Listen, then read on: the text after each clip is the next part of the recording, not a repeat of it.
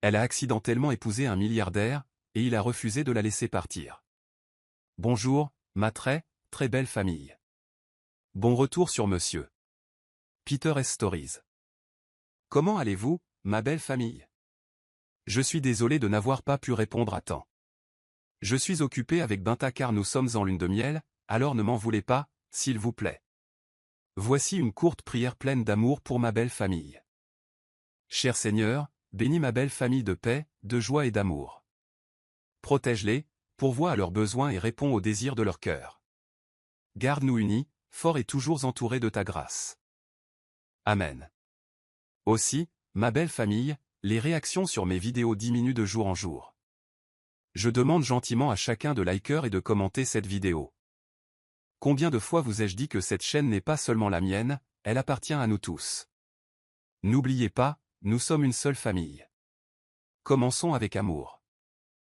Les lustres de la salle de bal du Grand Plaza Hotel projetaient une lueur dorée sur le gala de charité. Sabine Koff se déplaçait en périphérie, une ombre parmi les ombres, ses doigts fins équilibrant un plateau de flûte de champagne qui capturait et fracturait la lumière. Ses pieds, habitués à la précision exigeante de la danse, souffraient dans les talons noirs raisonnables imposés par la société de traiteurs. 6 heures de cela, et elle aurait assez pour couvrir les frais de location de son studio de danse le mois prochain. Cette pensée la soutenait alors qu'une autre mondaine saisissait un verre sur son plateau sans même reconnaître son existence. « Tu perds ton temps avec celle-là » murmura Julian, un autre serveur, en passant. Madame Harrington ne donne jamais de pourboire. Elle pense qu'un sourire de sa part est un paiement suffisant. Sabine s'autorisa un petit rire. Et moi qui prévoyais de payer mon loyer avec des sourires. En parlant de ça, Julian fit un signe de tête vers l'entrée.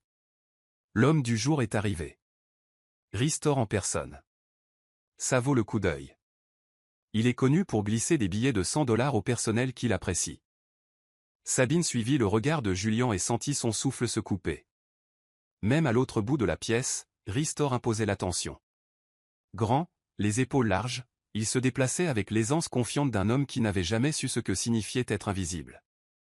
Pendant l'heure suivante, elle navigua dans la foule avec une grâce exercée, son maintien de danseuse lui permettant de se faufiler entre les groupes de l'élite new-yorkaise sans attirer l'attention. Elle avait perfectionné l'art d'être vue seulement quand c'était nécessaire, une compétence aussi précieuse dans le service que sur scène. Champagne? La voix grave la prit par surprise. Elle se tourna pour se retrouver face à face avec Ristor. De près, il était encore plus saisissant.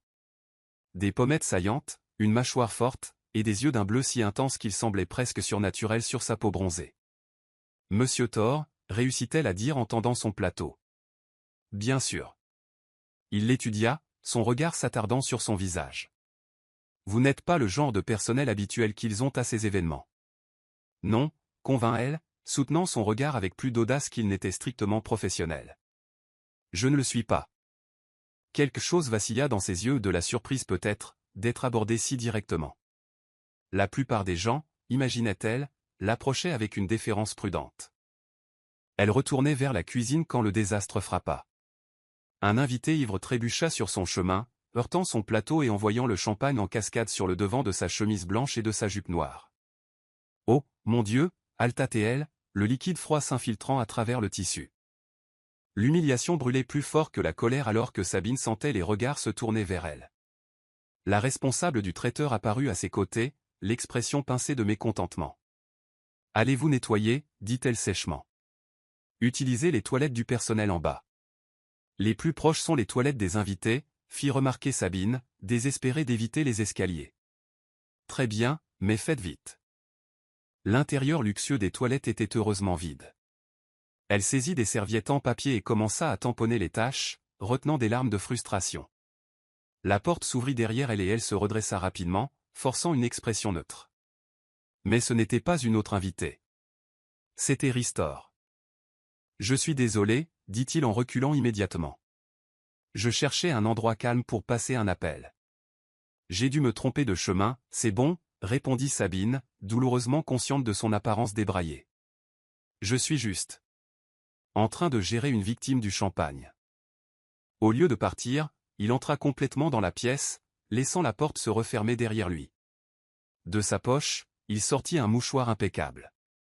Tenez, offrit-il. La soie marche mieux que le papier pour le champagne. Sabine hésita avant de l'accepter.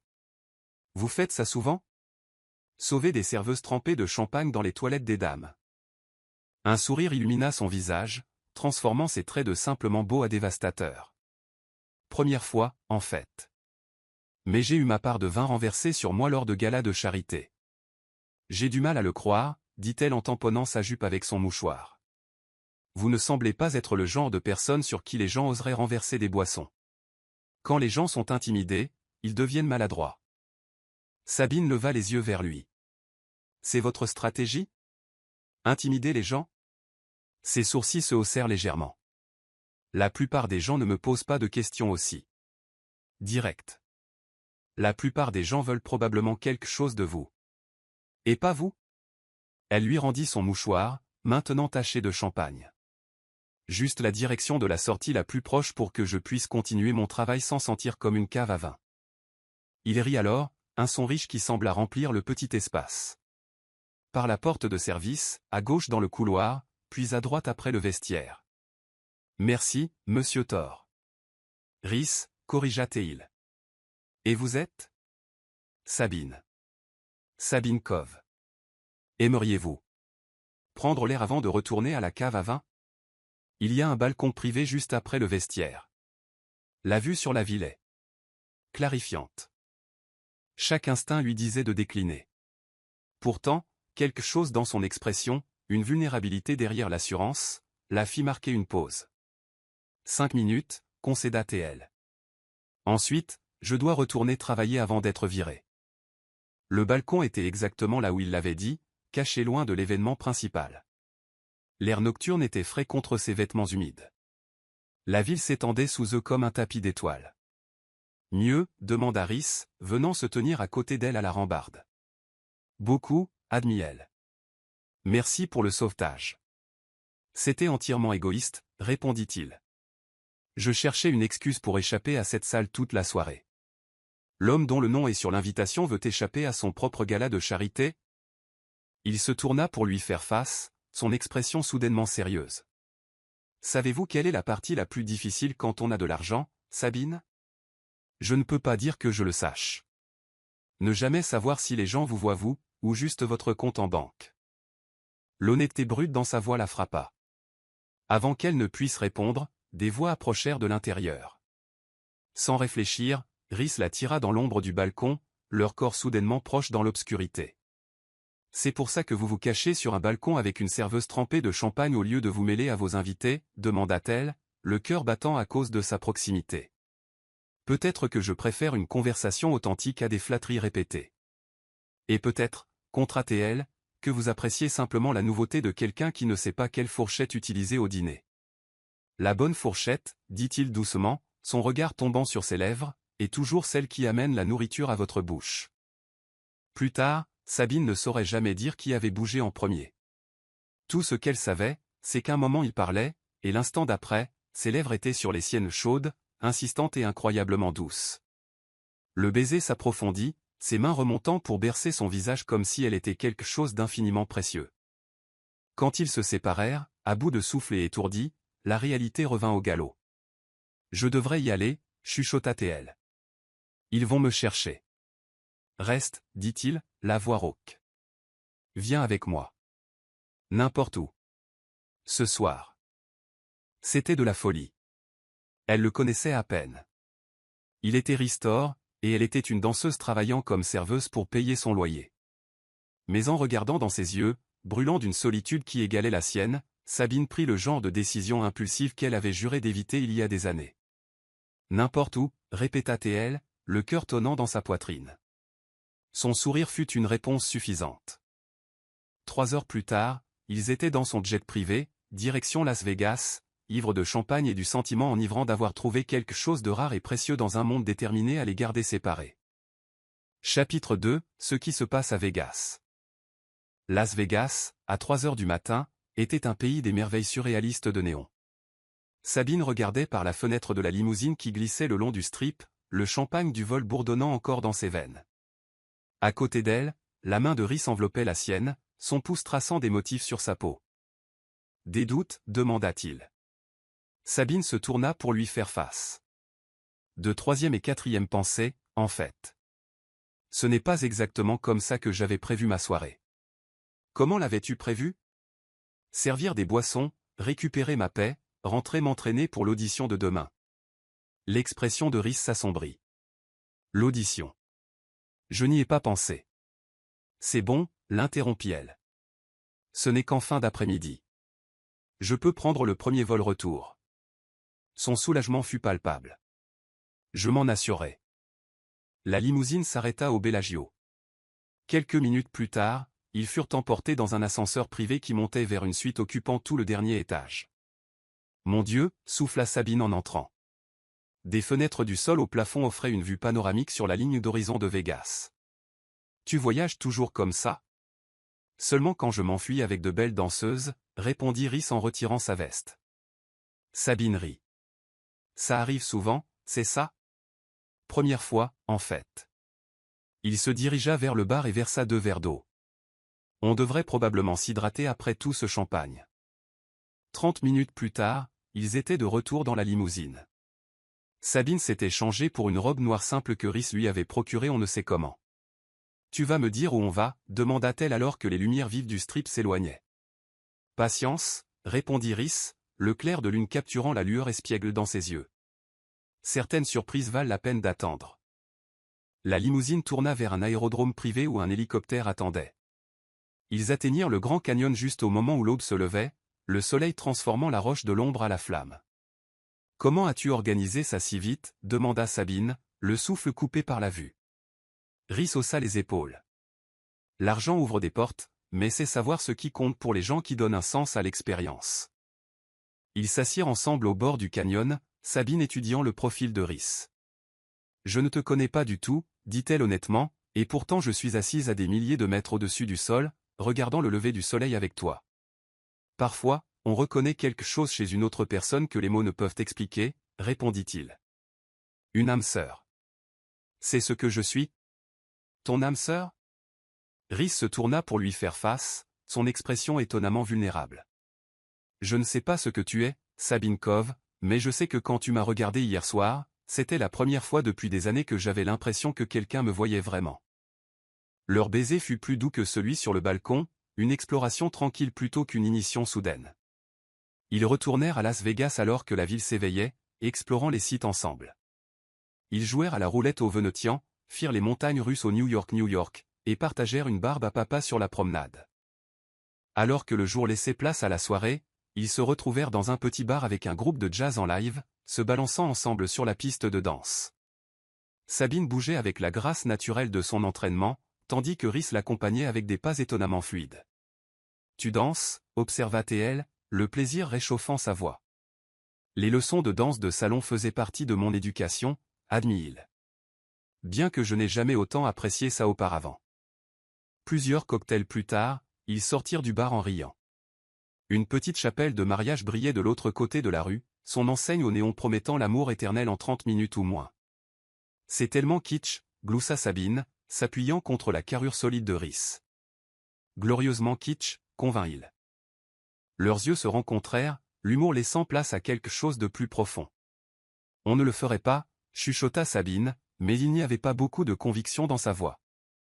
Bien sûr que non, répondit Rhys, tout en faisant un pas vers la chapelle. Ce serait absurde, complètement absurde, fit-elle écho en le suivant. Ils se tinrent devant la porte de la chapelle, le néon projetant des ombres roses et bleues sur leurs visages. L'expression de Rhys devint sérieuse, ses doigts s'entrelaçant avec les siens. À moins que parfois la vie te donne un moment parfait, et que la seule erreur soit de ne pas le saisir. Les heures suivantes passèrent dans un flou. Un imitateur d'Elvis chanta pendant qu'ils échangeaient des vœux écrits sur des serviettes en papier. Des anneaux en plastique furent échangés jusqu'à ce que Rhys glisse une bague plus substantielle à son doigt. Juste un prêt, promit-il, jusqu'à ce que tu choisisses ce que tu veux. Le matin arriva avec une clarté brutale. Sabine se réveilla lentement, prenant conscience de 3 choses, elle était nue, elle n'était pas seule, et il y avait un poids sur sa main gauche qui n'était pas là 2 jours auparavant. Sur la table de nuit reposait un certificat de mariage avec leurs 2 signatures. La réalité s'abattit sur elle. Que avait-elle fait? Elle était mariée à un homme qu'elle connaissait depuis moins de 48 heures, un milliardaire qui regretterait sûrement cette décision imprudente. Elle se glissa hors du lit et commença à rassembler ses vêtements, essayant de partir discrètement. Déjà en fuite, Madame Thor? La voix de Rhys l'arrêta. Sabine se tourna pour le trouver en train de l'observer. C'était une erreur, dit-elle. Nous étions ivres, emportés par le moment. Et si je ne pense pas que c'était une erreur, demanda-t-il en se levant du lit. Ne sois pas ridicule. Tu es Rhys Thor. Tu n'épouses pas des danseuses rencontrées à des galas de charité. Apparemment, si. Il traversa la pièce vers elle. Je sais que tu es brillante et courageuse, et que tu me fais me sentir plus vivant que je ne l'ai été depuis des années. Ce n'est pas suffisant pour un mariage. Peut-être pas, concéda Théil, prenant sa main. Mais c'est suffisant pour le petit déjeuner. Reste, parlons. Quelque chose dans sa voix, une note de vulnérabilité sincère, fit hésiter Sabine. Juste le petit déjeuner, accepta Théil à contre-cœur.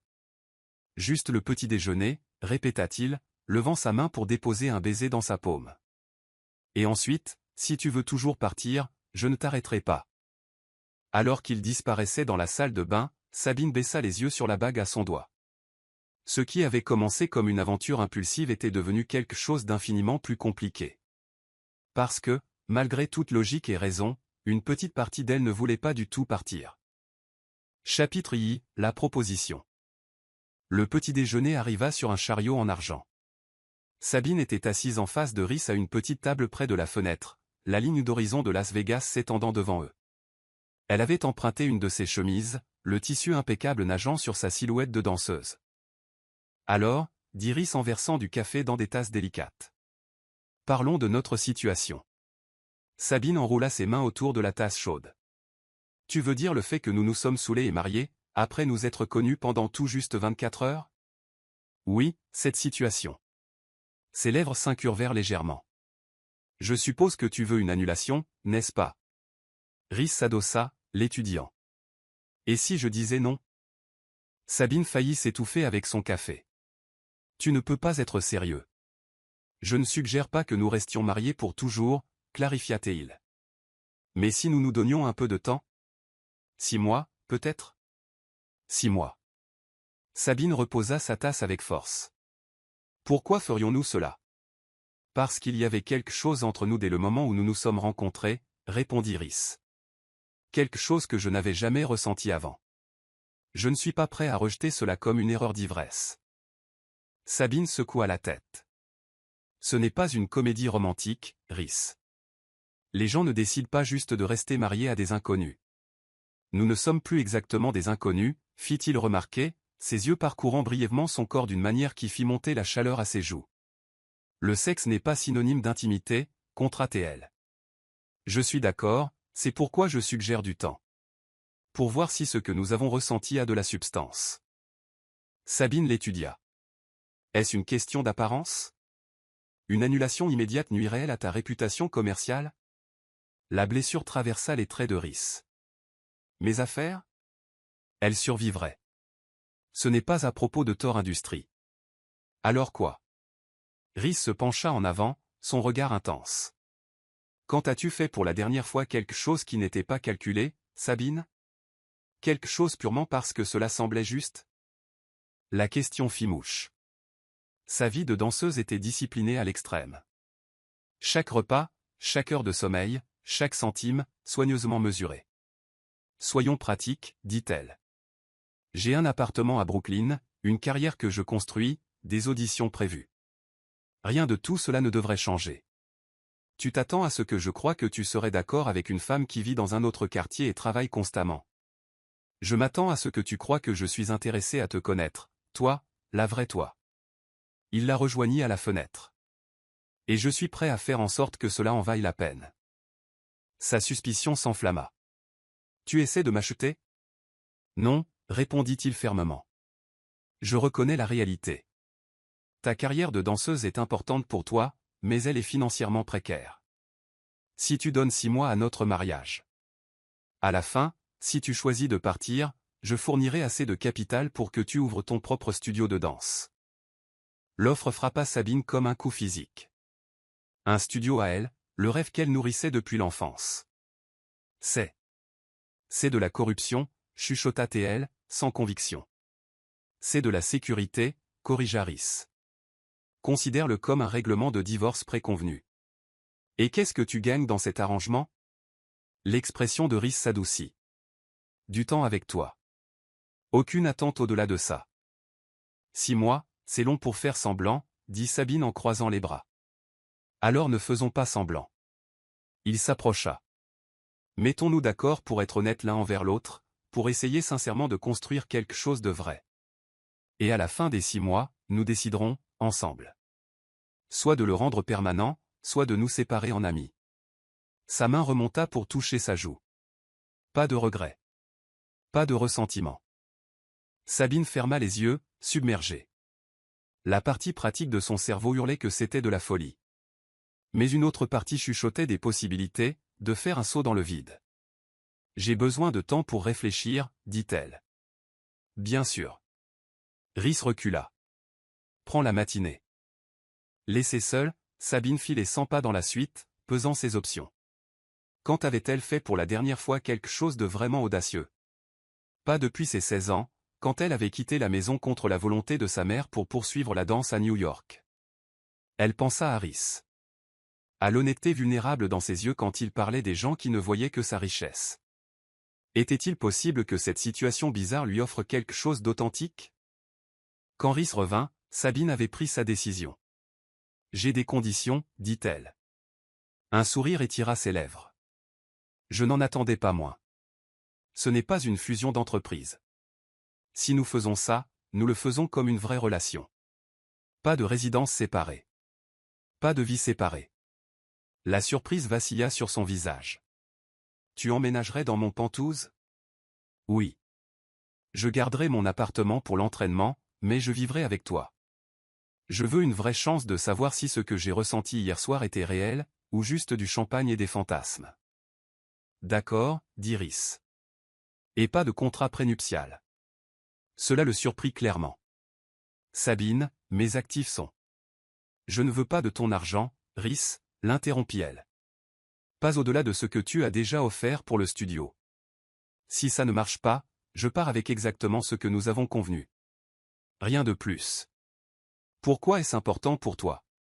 Parce que j'ai besoin de savoir que tu ne te protèges pas de moi à chaque tournant. Que tu es aussi vulnérable dans cette affaire que je le suis. Rhys l'étudia, puis hocha lentement la tête. Très bien. Pas de contrat prénuptial. Une dernière chose, dit Sabine. Ne me traite pas comme si j'étais faite de verre. Je n'ai pas besoin d'être protégée de ton monde. J'ai besoin d'honnêteté, même quand c'est difficile. Ça marche dans les deux sens, contrat-il. Je veux connaître la vraie Sabine, pas juste l'artiste poli. La vraie moi n'est pas toujours jolie, prévint-elle. Le sourire de Rhys s'approfondit. Je pense que je peux le gérer. Sabine tendit la main. 6 mois, à partir d'aujourd'hui. Au lieu de serrer sa main, Rhys la prit doucement et la porta à ses lèvres. Madame Thor, murmura-t-il contre sa peau. Rhys organisa le jet privé pour ramener Sabine à New York pour son audition, promettant de la suivre le lendemain. À l'aéroport, il l'attira contre lui aussi point un baiser qu'il avait laissé à bout de souffle, seul dans le jet. Sabine porta ses doigts à ses lèvres. Que avait-elle accepté? 6 mois de mariage avec un inconnu qui faisait battre son cœur et s'envoler son bon sens. Alors que New York apparaissait à l'horizon, Sabine ressentit un mélange curieux d'appréhension et d'excitation. Elle était partie en tant que Sabine Cove, danseuse en difficulté. Elle revenait en tant que Sabine Thor, épouse de l'un des hommes les plus puissants de la ville. 6 mois pour découvrir si leur connexion impulsive à Vegas pouvait se transformer en quelque chose de réel. La bague à son doigt capta la lumière du soleil alors que l'avion amorçait sa descente. 6 mois. Le compte à rebours avait commencé. Chapitre 4, le choc de deux mondes. Sabine se tenait figée dans l'ascenseur privé qui montait vers le Penthouse de Rhys, où elle vivrait désormais. Ses maigres affaires avaient été livrées plus tôt dans la journée. Les portes s'ouvrirent, révélant Rhys qui l'attendait, sa veste de costume abandonnée, les manches retroussées dévoilant des avant-bras puissants. « Bienvenue chez toi, dit-il. » Ces mots simples étaient chargés de sens. Sabine sortit de l'ascenseur, consciente de son sac de danse usé et de ses vêtements décontractés. Ça ne semble pas réel, admit-elle. Ça prendra du temps. Rhys prit son sac de son épaule. J'ai fait de la place pour toi dans la suite principale, mais si tu préfères ta propre chambre. Non, l'interrompit Sabine. Si on fait ça, on le fait correctement. Pas de demi-mesure. Le penthouse était impressionnant. S'étendant sur tout le dernier étage d'un immeuble exclusif, il disposait de baies vitrées du sol au plafond, offrant une vue panoramique sur la ville. La cuisine, demanda Rhys en désignant un espace aux comptoirs étincelants. Je l'utilise rarement, mais ma gouvernante s'assure qu'il y a l'essentiel. Tu as une gouvernante? Maria vient 3 fois par semaine. Si tu préfères plus d'intimité. Non, ça va, l'assura Sabine. Je m'habitue juste à l'idée d'avoir du personnel. La visite se poursuivit par une salle à manger formelle, une bibliothèque, un bureau, et enfin la suite principale. Un lit king-size dominait l'espace, faisant face à un autre mur de fenêtres. Tes affaires sont ici. Rhys ouvrit une porte pour révéler un dressing, où ses quelques vêtements semblaient minuscules face à l'étendue des étagères vides. On peut aller acheter tout ce dont tu as besoin. Je n'ai pas besoin de vêtements chics, protesta-t-elle. Pas pour moi, convint-il, mais il y aura des événements où il pourrait être utile. La réalité s'abattit sur Sabine. Les événements, les caméras, l'examen public inévitable qui accompagnerait son statut d'épouse de Ristor. On ira doucement, promit-il. Pas d'apparition publique tant que tu ne seras pas prête. Mais le monde avait d'autres projets. Le lendemain matin, alors que Sabine se préparait pour son cours de danse, son téléphone explosa de notifications. Leur mariage avait été découvert par la presse, avec des titres allant du mariage secret de Thor à Vegas au plus vicieux qui est la croqueuse de diamants qui a piégé le célibataire le plus convoité de Manhattan. Quand Rhys la trouva, elle était assise au bord du lit, serrant son téléphone de ses doigts blanchis par la tension. « Je suis désolé, dit-il doucement. Mon équipe de relations publiques travaille à limiter les dégâts. » Limiter les dégâts, répéta Sabine. C'est ce que je suis? Un dégât? Non. Rhys s'assit à côté d'elle. Tu es ma femme. Mais j'aurais dû prévoir que ça fuiterait plus vite que prévu. Ils me traitent de croqueuse de diamants, dit-elle d'une voix étranglée. Ils disent que j'ai dû. Je vais demander à mes avocats d'eux. Non, l'interrompit Sabine. Pas d'avocat. Pas de déclaration. Je ne veux pas attirer davantage l'attention. Alors que veux-tu? Elle redressa les épaules. Je veux aller à mon cours de danse la tête haute. Je ne me cacherai pas comme si j'avais fait quelque chose de mal. Rhys l'étudia avec admiration. Alors laisse-moi te fournir une sécurité, au moins pour aujourd'hui. Les paparazzis peuvent être agressifs. Les jours suivants s'installèrent dans un rythme. Une semaine après son emménagement, Sabine fit une découverte inattendue. Dans une petite pièce qu'elle avait prise pour une chambre d'amis, elle trouva une collection de grandes photographies encadrées. Ces photographies. Des clichés d'actions de spectacle dont elle se souvenait à peine. Elle étudiait une image particulièrement frappante lorsque la voix de Rhys s'éleva derrière elle. « Tu as une extension extraordinaire, dit-il doucement. Sabine se retourna. « Depuis combien de temps as-tu ça? » Rhys hésita. « J'ai acheté la première il y a environ 6 mois, lors d'une vente aux enchères caritatives pour ta compagnie de danse. Le reste, je l'ai commandé au même photographe. » Il y a 6 mois, répéta Sabine. Bien avant le gala où nous nous sommes rencontrés. Il hocha la tête. Je t'ai vu danser. Tu étais incandescente. Je me suis fait un devoir d'assister à plusieurs représentations après ça. Tu savais qui j'étais ce soir-là au gala, réalisa-t-elle. Ce n'était pas du tout une rencontre fortuite. La rencontre était fortuite, corrigea Rhys. Je n'avais aucune idée que tu travaillerais à cet événement, mais oui, je t'ai reconnu immédiatement. Sabine ne savait pas si elle devait se sentir flattée ou manipulée. Pourquoi ne me l'as-tu pas dit? J'allais le faire, finalement. Mais tout s'est passé si vite, et j'avais peur que cela paraisse calculé. C'est un peu effrayant, admit-elle, de penser que tu m'observais depuis des mois. Pas observé, clarifia-t-il.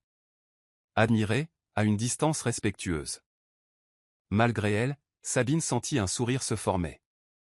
Le grand Ristor, traquant une danseuse de Brooklyn. Appréciant, corrigea Théil, un sourire complice apparaissant. Je ne t'ai jamais approché, jamais interféré. Je ne pouvais juste pas détourner le regard. L'honnêteté brute dans sa voix fit naître une chaleur dans la poitrine de Sabine. Il y avait quelque chose de touchant dans l'idée qu'il l'avait vue, vraiment vue, bien avant de connaître son nom. « Montre-moi ta préférée », demanda-t-elle doucement.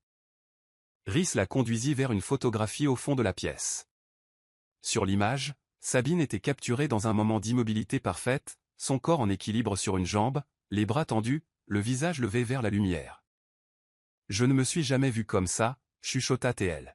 « C'est comme ça que je te vois », répondit Rhys, sa voix intime. Forte, gracieuse, complètement dans ton élément. Les rentres s'épaissit d'une émotion inexprimée. Depuis son emménagement aux Pentouzes, ils avaient maintenu une distance physique prudente. Sabine se tourna vers lui, trouvant ses yeux sombres de désir et de quelque chose de plus profond. « Rhys », dit-elle doucement. En réponse, il s'approcha, une main venant caresser sa joue. « Puis-je t'embrasser, Sabine Thor ?» L'utilisation de son nom de femme mariée lui envoya un frisson. « Oui », souffla-t-elle. Leurs lèvres se rencontrèrent dans un baiser qui commença timidement mais s'approfondit rapidement. Les bras de Rhys l'encerclèrent, l'attirant contre son corps. Les mains de Sabine trouvèrent le chemin de ses épaules, puis de ses cheveux, ses doigts se glissant dans les mèches épaisses. Cette nuit-là, alors que le clair de lune inondait leur lit, ils s'abandonnèrent au désir qui montait depuis leur première rencontre. Rhys traça les muscles de danseuse de son corps avec des doigts révérencieux, chuchotant contre sa peau combien elle bougeait comme de la poésie. Sabine l'explora avec le même émerveillement, découvrant l'homme sous les costumes sur mesure. Leur amour fut à la fois tendre et féroce, une danse de passion et de vulnérabilité. Plus tard, enlacés dans les draps emmêlés, ils partagèrent leurs peurs les plus profondes, la sienne de ne jamais être aimé pour lui-même, la sienne de perdre son identité dans son monde. Quand les larmes emplirent les yeux de Sabine face à l'intensité de ses sentiments, Rhys les embrassa une à une. « Tu as réveillé en moi quelque chose que je croyais mort », confessa Théil dans l'obscurité, la voix rauque d'émotion.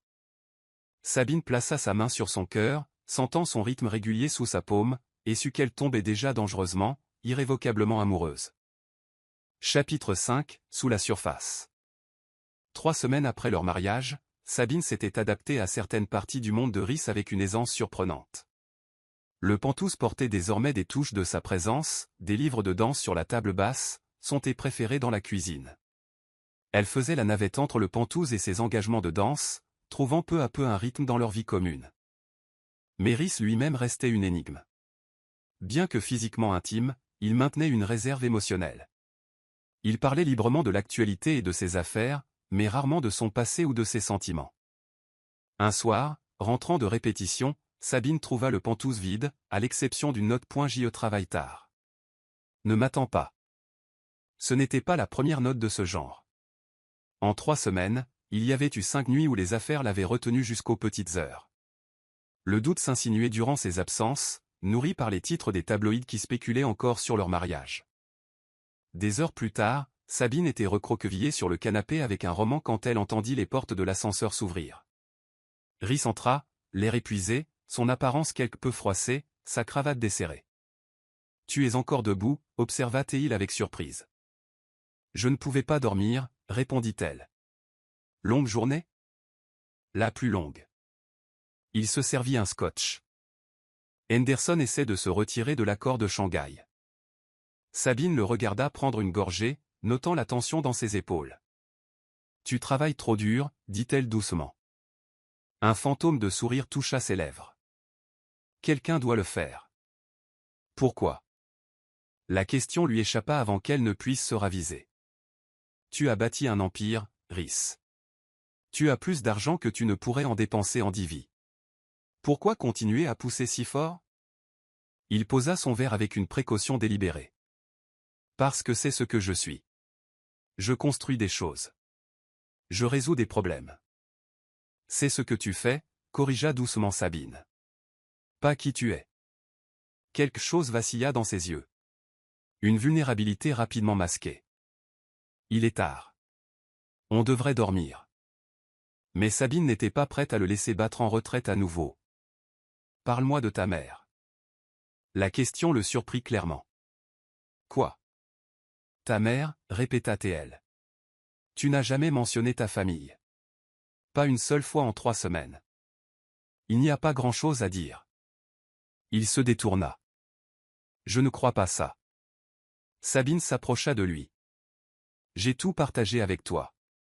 Mon enfance en famille d'accueil. Ma lutte pour payer mes cours de danse. Mais toi, tu restes un mystère. Pendant un long moment, il la regarda simplement, l'expression illisible. Puis quelque chose changea dans son regard. Très bien, dit-il brusquement. Tu veux savoir pour ma mère? Elle s'appelait Eleanor. Elle nettoyait des maisons à Boston pour des familles qui avaient plus d'argent dans les coussins de leur canapé que nous n'en avions sur notre compte en banque. Elle cumulait 3 emplois après le départ de mon père quand j'avais 4 ans. Les mots sortaient avec une intensité suggérant qu'ils avaient été retenus trop longtemps. Elle est morte quand j'avais 19 ans, poursuivit Rhys. Crise cardiaque massive. Le médecin a dit que c'était probablement dû à des années de stress et de surmenage. J'étais en première année au MIT grâce à une bourse. Je n'ai même pas pu lui offrir des funérailles décentes. J'ai fait une promesse sur sa tombe. Que je ne serais plus jamais impuissant. Que je construirais quelque chose qui comptait. Quelque chose qui aurait rendu ses luttes valables. C'est quand son anniversaire? Demanda doucement Sabine. Le 18 mars. Pourquoi?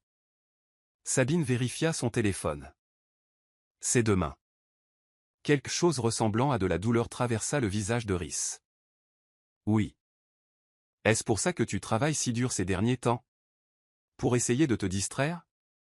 Il ne répondit pas, mais son silence était une confirmation suffisante. Doucement, Sabine prit le verre de sa main et le conduisit vers le canapé. Raconte-moi comment elle était, encouragea Sabine. Lentement, Rhys commença à parler.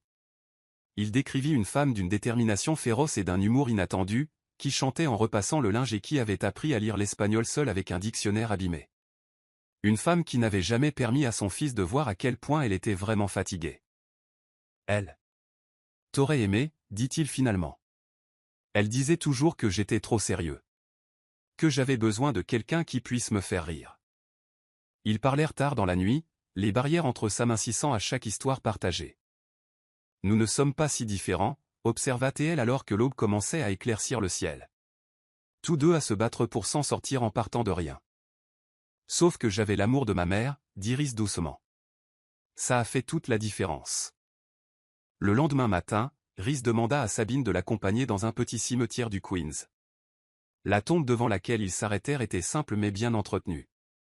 La pierre tombale indiquait « Eleanor Grestor, mère bien-aimée ». Sa force était notre refuge. Rhys s'agenouilla devant la pierre, déposant un petit pot d'orchidées. Elle aimait les fleurs, expliqua-t-il doucement, mais trouvait que les fleurs coupées étaient du gaspillage. Sabine s'agenouilla à côté de lui, prenant sa main dans la sienne. Ils restèrent près d'1 heure, Rhys racontant à sa mère sa vie, ses affaires, et enfin Sabine. Je ne suis pas sûr d'où ça mène, maman, admit-il doucement, mais elle me fait voir le monde différemment.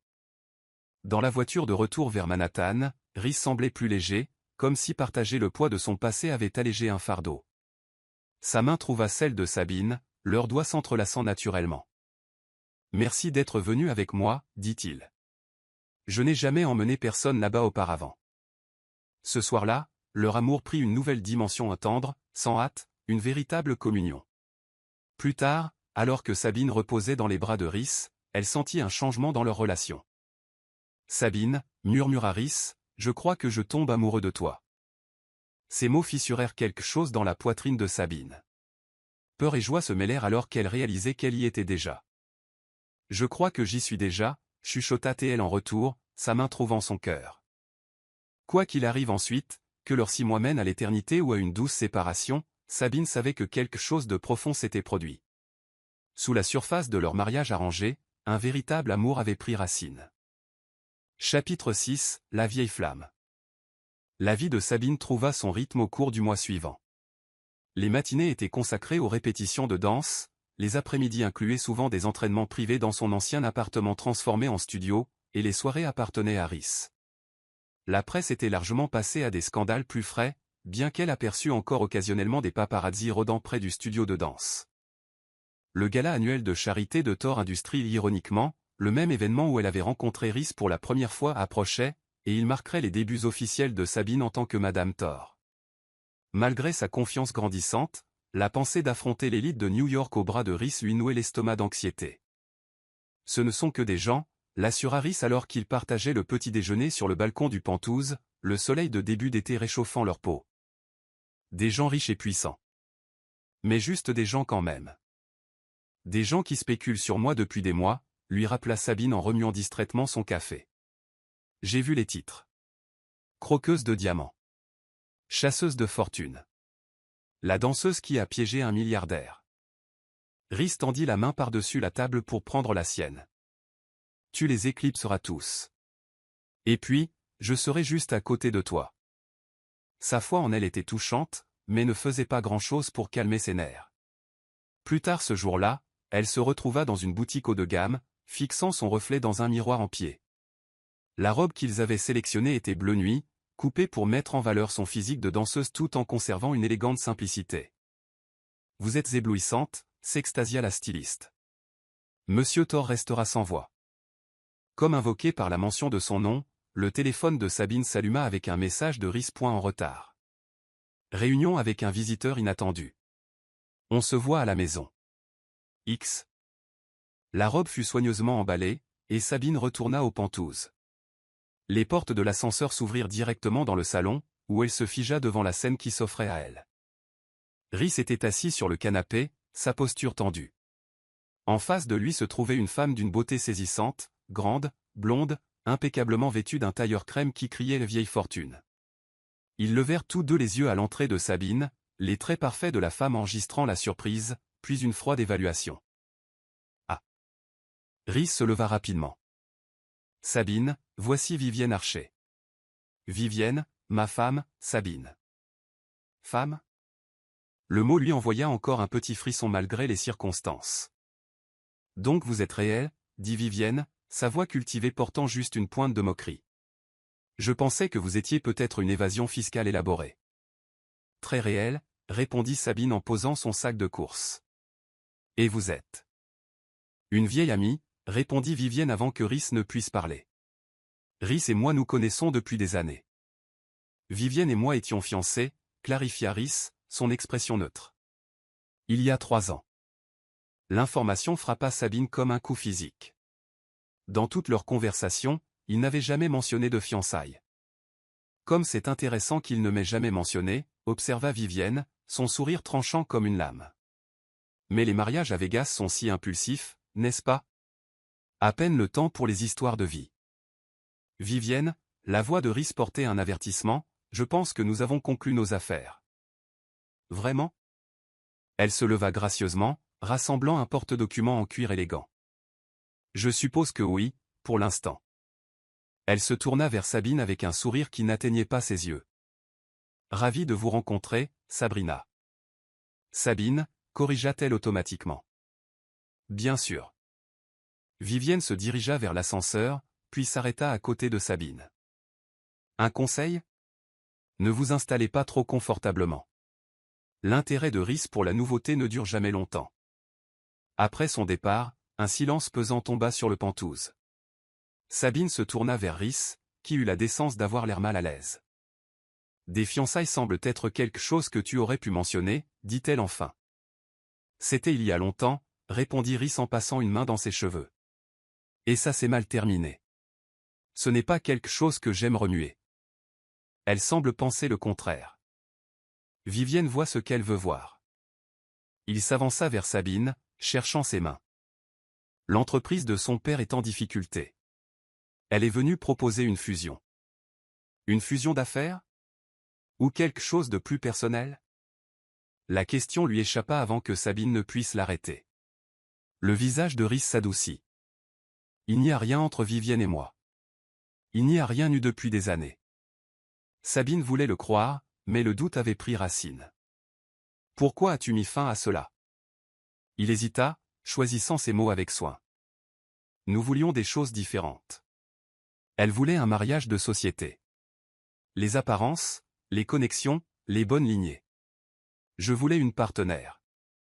Et maintenant? Ses mains serrèrent les siennes. Maintenant, j'en ai une. Le moment fut interrompu par la sonnerie du téléphone de Sabine. Elle jeta un coup d'œil à l'écran. La directrice de sa compagnie de danse. Je dois prendre ça, dit-elle en s'éloignant de Rhys. L'appel fut bref, mais changea sa vie. Lorsqu'elle raccrocha, elle se tourna pour trouver Rhys l'observant intensément. « Qu'est-ce qu'il y a » demanda-t-il. C'était Madeleine Laurent, dit Sabine, la voix à peine au-dessus d'un murmure. Elle est la directrice artistique du Ballet Nouveau. La compagnie à Paris? Les sourcils de Rhys se levèrent. Ils veulent que j'auditionne pour un rôle principal dans leur nouvelle production. Les mots semblaient irréels même en les prononçant. C'est l'opportunité d'une vie. C'est merveilleux. L'enthousiasme sincère de Rhys était évident. C'est quand l'audition? La semaine prochaine, à Paris. Sabine se mordit la lèvre. Ça signifierait partir juste après le gala. Alors on s'assurera que tu sois sur le premier vol. Rhys traversa la pièce vers elle, prenant son visage entre ses mains. C'est ce pourquoi tu as travaillé, Sabine. Je ne me mettrai pas en travers de ton chemin. Son soutien la réchauffa, mais quelque chose la tracassait au fond de son esprit. C'est un timing étrange, non? Juste après l'apparition de Vivienne? La confusion traversa le visage de Rhys. Qu'est-ce que tu veux dire? Ce genre d'opportunité n'arrive pas juste comme ça. Quelqu'un a dû me recommander, tirer des ficelles. La compréhension s'alluma dans ses yeux. Tu penses que Vivienne a arrangé ça pour t'écarter? Ça a du sens, non? Elle te veut de retour. Elle trouve un moyen de m'envoyer à Paris. L'esprit de Sabine s'emballa avec les possibilités. Peut-être qu'elle connaît quelqu'un à la compagnie, ou... Sabine, l'interrompit doucement Rhys. Tu as mérité ça. Ton talent a mérité ça. Ne laisse pas l'apparition de Vivienne entacher ta réussite. Elle voulait le croire, mais le doute avait pris racine. Plus tard dans la soirée, après que Rhys se fut endormi, Sabine se glissa hors du lit et marcha jusqu'à la cuisine, l'esprit toujours en ébullition. Une recherche rapide sur Internet confirma ses soupçons. La fondation familiale de Vivienne était un donateur majeur du Ballet Nouveau. Ce ne pouvait pas être une coïncidence. Le lendemain matin, Sabine prit une décision. Elle confronterait Vivienne directement. Quelques appels à l'assistant de Rhys, et elle eut une adresse, une élégante maison de ville dans l'Upper East Side. Vivienne la reçut dans un salon ensoleillé, apparemment peu surprise par la visite. « Madame Thor, à quoi dois-je ce plaisir ?»« Ballet Nouveau » dit Sabine sans préambule. « C'était votre œuvre, n'est-ce pas ?» Un sourire incurva les lèvres parfaites de Vivienne. « N'êtes-vous pas intelligente ?»« Oui. J'ai passé un coup de fil. Considérez ça comme un cadeau de mariage. » « Un cadeau qui m'envoie sur un autre continent ? Quelle délicatesse !»« C'est une véritable opportunité, » répondit Vivienne en sirotant son thé.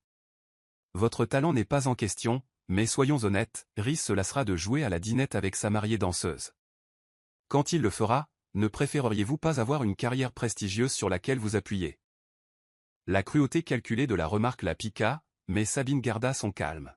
« Et qu'est-ce qui vous rend si certaine qu'il se lassera de moi ? » « L'expérience, chérie. » Vivienne posa sa tasse. « Je connais Rhys depuis une décennie. Il est brillant, ambitieux et totalement dévoué à son empire. Son mariage avec vous est une charmante diversion, mais au bout du compte, il a besoin d'une partenaire qui comprend son monde. Quelqu'un comme vous ? Précisément. Nous avons du sens ensemble. Ça a toujours été le cas. » Vivienne se pencha en avant, sa voix s'adoucissant avec une fausse sympathie. « Je vous offre une sortie digne. Le rôle principal est à vous si vous acceptez de demander le divorce avant de partir pour Paris. Vous aurez votre carrière et un règlement généreux. Je m'en assurerai. » La colère flamba dans la poitrine de Sabine. « Vous pensez que vous pouvez m'acheter ? Que j'échangerai Rhys contre un rôle de ballet ? Tout le monde a un prix, » répondit Vivienne avec une certitude calme. « Vous êtes pragmatique, Sabine. Nous savons toutes les deux que ce mariage a une date d'expiration. Je vous offre simplement un atterrissage en douceur. » Sabine se leva, se stabilisant contre l'envie soudaine de renverser le service à thé parfaitement arrangé de Vivienne. Gardez votre rôle, votre argent et vos suppositions. Rhys n'est pas un prix à gagner ou à échanger. Alors vous êtes une idiote, lui lança Vivienne alors qu'elle se dirigea vers la porte. L'amour ne dure pas, Sabine, surtout pas quand il est bâti sur une impulsion à Vegas. Les mots suivirent Sabine alors qu'elle fuyait la maison, élant un taxi les mains tremblantes. De retour aux Pentouzes, elle se réfugia dans le studio maison que Rhys avait aménagé à partir d'une chambre d'amis, se perdant dans la danse comme elle le faisait depuis l'enfance chaque fois que les émotions menaçaient de la submerger. Ce soir-là, Sabine trouva refuge dans leur studio, son corps exprimant le tumulte que ses mots ne pouvaient dire. À son insu, Rhys observait depuis l'embrasure de la porte, hypnotisé par l'émotion brute de chaque mouvement. Quand elle s'effondra finalement d'épuisement, il la recueillit dans ses bras, la portant jusqu'à leur lit, où il vénéra son corps avec une attention exquise, son toucher communiquant ce que les mots ne pouvaient pas, son adoration absolue de son esprit et de sa forme. Dans l'obscurité de velours qui suivit, emmêlée dans les draps de soie et contre lui, Sabine confessa l'offre et sa condition. Traçant les contours de son visage, elle vit le conflit et le sacrifice se battre dans ses yeux. « Je n'ai jamais connu un amour comme celui-ci » chuchota T.L., pressant ses lèvres au creux de sa gorge, sentant son pouce accélérer sous son toucher.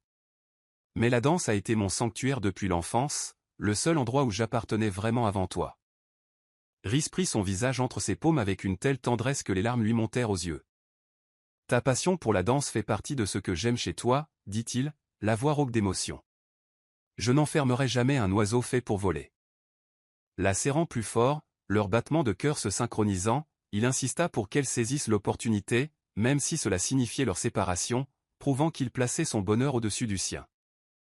« Je prendrai ma propre décision, dit fermement Sabine, sans l'interférence de Vivienne ou de quiconque.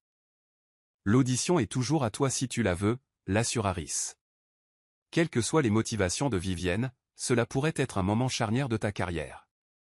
Alors que l'aube pointait, ils firent l'amour à nouveau avec une intensité désespérée, comme s'ils essayaient de s'imprimer l'un sur l'âme de l'autre, un souvenir pour les soutenir à travers une séparation potentielle. Sabine réalisa avec une clarté éblouissante que le choix devant elle n'était pas entre la danse et Rhys, mais entre un rêve qu'elle avait toujours connu et un amour qu'elle n'avait jamais imaginé possible.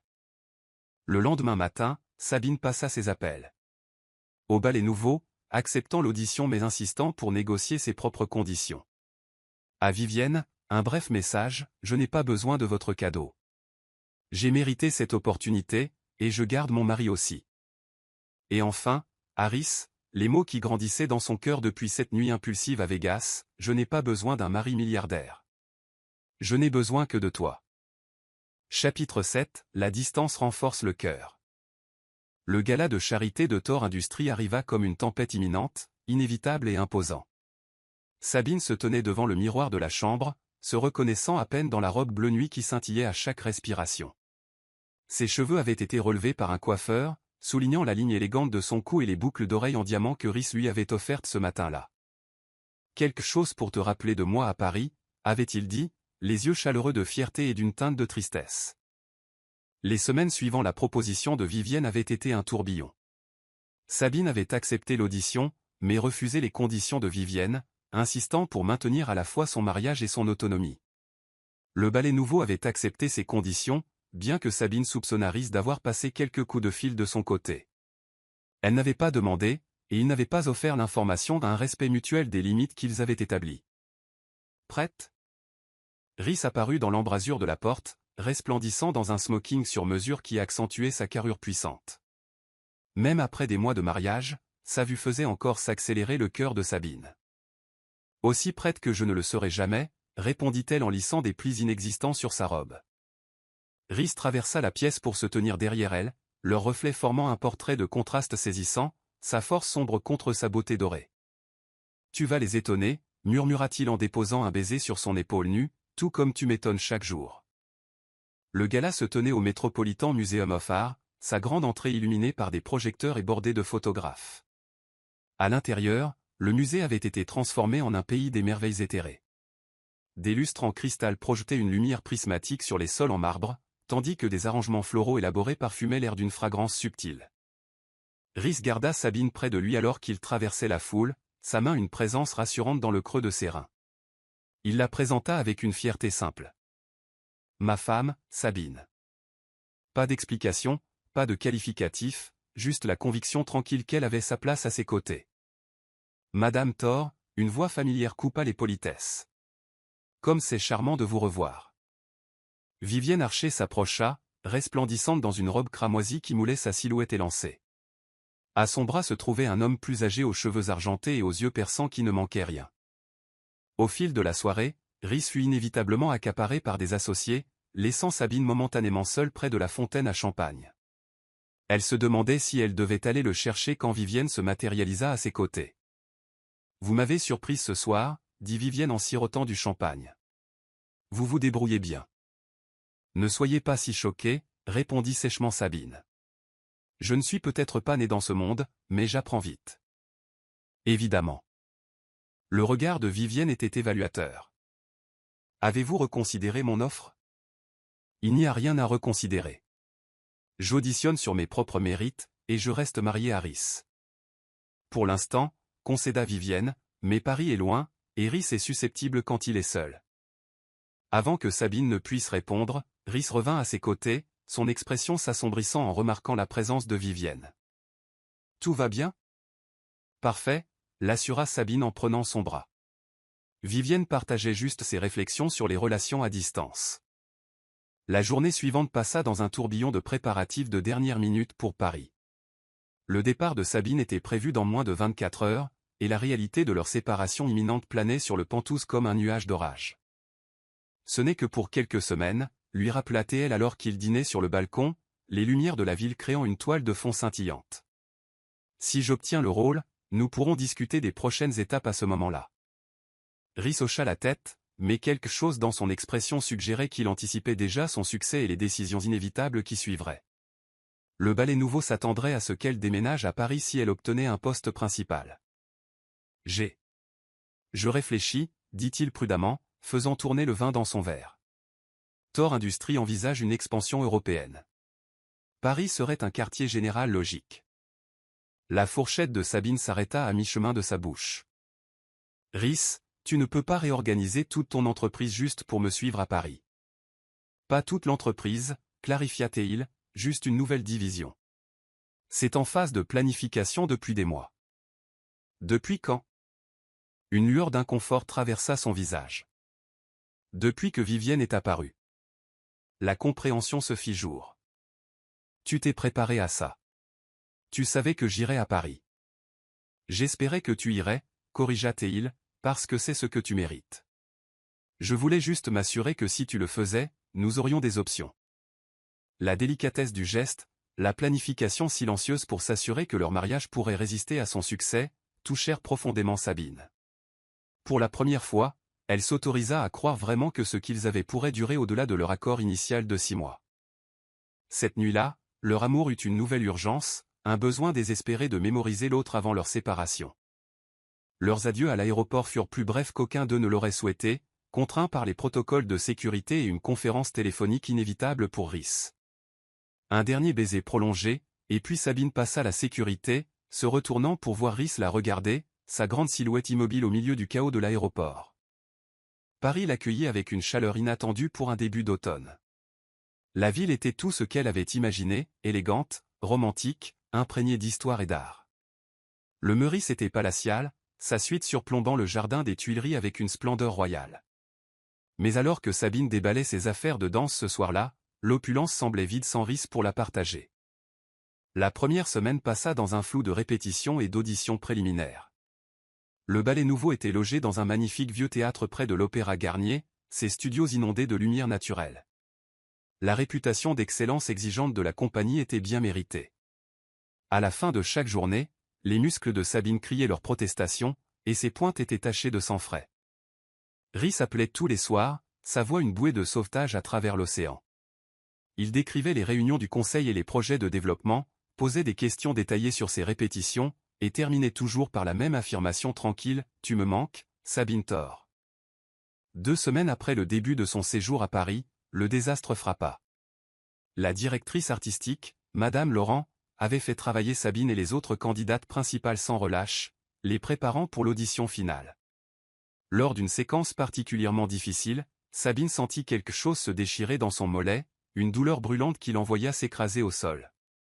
Le médecin de la compagnie diagnostiqua une foulure modérée, pas assez grave pour mettre fin à ses chances, mais nécessitant au moins 3 jours de repos complet. Sabine retourna à l'hôtel désespérée, face à la réalité que ses concurrentes perfectionneraient leur performance pendant qu'elle serait confinée aux poches de glace et à l'élévation. « C'est fini », dit-elle à Rhys lors de leur appel nocturne, retenant ses larmes. « Ils n'attendront pas que je récupère. » L'ont-ils dit? Sa voix était calme, rassurante. « Non, mais... » « Alors ce n'est pas fini », l'interrompit-il fermement. « Repose-toi, guéris, montre-leur à quoi ressemble la résilience. » Sa confiance la soutint à travers 3 jours agonisants d'inactivité forcée. Quand elle retourna enfin au studio, Madame Laurent la fit travailler plus dur que jamais, comme pour tester si la blessure avait affaibli sa résolution. Ce n'était pas le cas. Au contraire, le revers avait aiguisé la détermination de Sabine à prouver sa valeur. La nuit précédant l'audition finale, Sabine tentait de calmer ses nerfs avec un bain chaud quand on frappa à la porte de sa suite. S'enveloppant dans le peignoir moelleux de l'hôtel, elle ouvrit pour trouver un chasseur tenant un énorme bouquet de roses blanches et un petit paquet. La carte accompagnant les fleurs disait simplement « Danse comme si personne ne regardait, même si je voudrais pouvoir le faire. Tout mon amour, R. » Le paquet contenait une délicate chaîne en or avec un petit pendentif, une miniature parfaite d'une danseuse en plein saut. Sabine l'attacha autour de son cou, le métal chaud contre sa peau, et se sentit étrangement protégée, comme si Rhys avait trouvé un moyen d'être avec elle après tout. L'audition finale eut lieu sur la scène principale, avec tout le personnel artistique regardant depuis l'auditorium obscurci. Sabine, portant le pendentif sous son simple juste au corps noir, traversa sa variation avec une qualité transcendante qui fit taire même les juges les plus critiques. Quand la musique s'arrêta, elle tint sa pause finale pendant un moment hors du temps avant que la voix de Madame Laurent ne coupe le silence.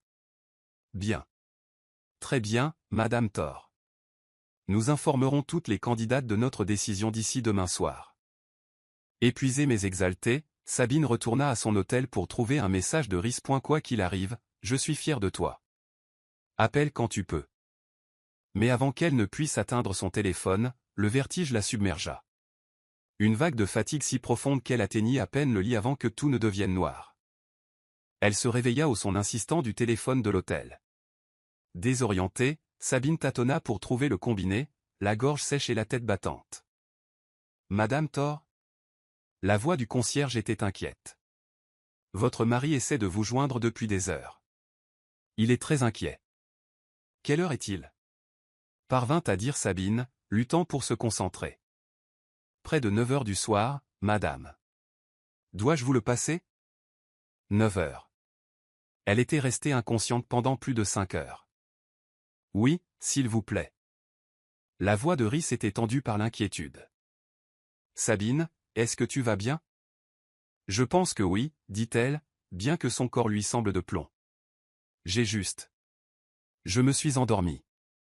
L'audition a dû me prendre plus d'énergie que je ne le pensais. »« Tu as une voix terrible, » dit-il sans détour. « As-tu mangé aujourd'hui ?» Sabine essaya de se souvenir. Il y avait eu du café avant l'audition, peut-être un croissant. « Pas vraiment, » admit-elle. « C'est tout, » déclara Rhys. « Je viens à Paris. »« Ne sois pas ridicule, » protesta-t-elle faiblement. « Tu as des réunions toute la semaine. »« Je suis juste fatigué. »« Les réunions peuvent attendre. » Son ton n'admettait aucune réplique. « Je serai sur le prochain vol. » Trop épuisée pour lutter, Sabine accepta. Elle réussit à commander de la soupe au service d'étage avant de s'effondrer à nouveau dans son lit, son corps la trahissant avec une faiblesse qu'elle n'avait jamais connue. Le médecin que Rhys envoya à sa suite diagnostiqua un épuisement sévère combiné à une légère déshydratation, chose non rare chez les danseurs se poussant à l'extrême. Il prescrivit du repos, des fluides et une pause complète d'activité physique pendant au moins 48 heures. Rhys arriva l'après-midi suivant, le visage crispé par l'inquiétude, alors qu'il la recueillait dans ses bras. « Tu m'as fait peur » murmura-t-il dans ses cheveux. « Je me suis fait peur à moi-même » admit Sabine. « Je n'avais jamais poussé jusqu'à l'effondrement auparavant. » Il l'aida à s'installer sur le canapé, où elle se blottit contre lui, tirant du réconfort de sa présence solide. « Balai nouveau à appeler » lui dit-elle. Ils ont reporté leur décision jusqu'à ce que je récupère. Apparemment, Madame Laurent a été assez impressionnée pour attendre. Bien sûr qu'elle l'était, dit Rhys en caressant ses cheveux. N'importe qui avec des yeux pouvait voir que tu es exceptionnel. Ils passèrent les 2 jours suivants dans une compagnie tranquille, ne s'aventurant pas plus loin que le restaurant de l'hôtel. Rhys travaillait à distance pendant que Sabine se reposait, ses forces revenant progressivement sous ses soins vigilants. Le 3e matin, Madame Laurent demanda une réunion au théâtre. « Viens-tu avec moi » demanda Sabine à Rhys alors qu'elle s'habillait soigneusement d'une simple robe portefeuille, se sentant encore fragile. « Tu es sûr ? C'est ton moment. »« Notre moment » corrigea-t-elle. « Quoi qu'il arrive ensuite nous affecte tous les deux. » Le théâtre était calme quand ils arrivèrent, la plupart de la compagnie étant déjà en répétition pour la production actuelle. Madame Laurent les reçut dans son bureau austère, ses yeux vifs prenant note de l'apparence améliorée mais encore délicate de Sabine et de la posture protectrice de Rhys à ses côtés. « Monsieur Thor » reconnut-elle d'un léger signe de tête. « Je ne m'attendais pas à vous rencontrer aujourd'hui. »« La santé de ma femme est ma priorité » répondit-il simplement. L'expression de Madame Laurent s'adoucit marginalement. « Un sentiment que je respecte. » Elle se tourna vers Sabine. « Votre effondrement m'inquiète, Madame Thor. Une danseuse principale doit avoir de l'endurance autant que du talent. » Sabine redressa l'échine. « J'ai poussé trop fort parce que je voulais ce rôle plus que tout ce que j'ai voulu dans ma carrière. Mais je ne me suis jamais effondré avant, et je ne le ferai plus jamais. Je connais mes limites maintenant. » La directrice l'étudia un long moment. « Votre audition était remarquable. Il y a un feu dans votre danse qui ne s'enseigne pas. » Elle fit une pause, regardant de l'un à l'autre. Cependant, Ballet Nouveau exige un engagement total. Nos principaux déménagent à Paris. Il n'y a pas de place pour une attention divisée. Rhys se tendit à côté d'elle mais resta silencieux. C'était la négociation de Sabine. « Avec tout le respect que je vous dois, Madame Laurent, dit Sabine prudemment, mon mariage n'est pas une distraction de mon article. C'est une fondation qui le soutient. » De jolis mots, répondit la directrice avec scepticisme. Mais Paris et New York ne sont pas des villages voisins. Non, convint Sabine, mais Thor Industries prévoit une expansion européenne. Mon mari partagerait son temps entre les villes. Les sourcils de Madame Laurent se levèrent. Vous lui demanderiez de compromettre son empire pour votre danse ? Je ne demande pas, intervint doucement Rhys. J'offre, parce que certaines choses comptent plus que les affaires.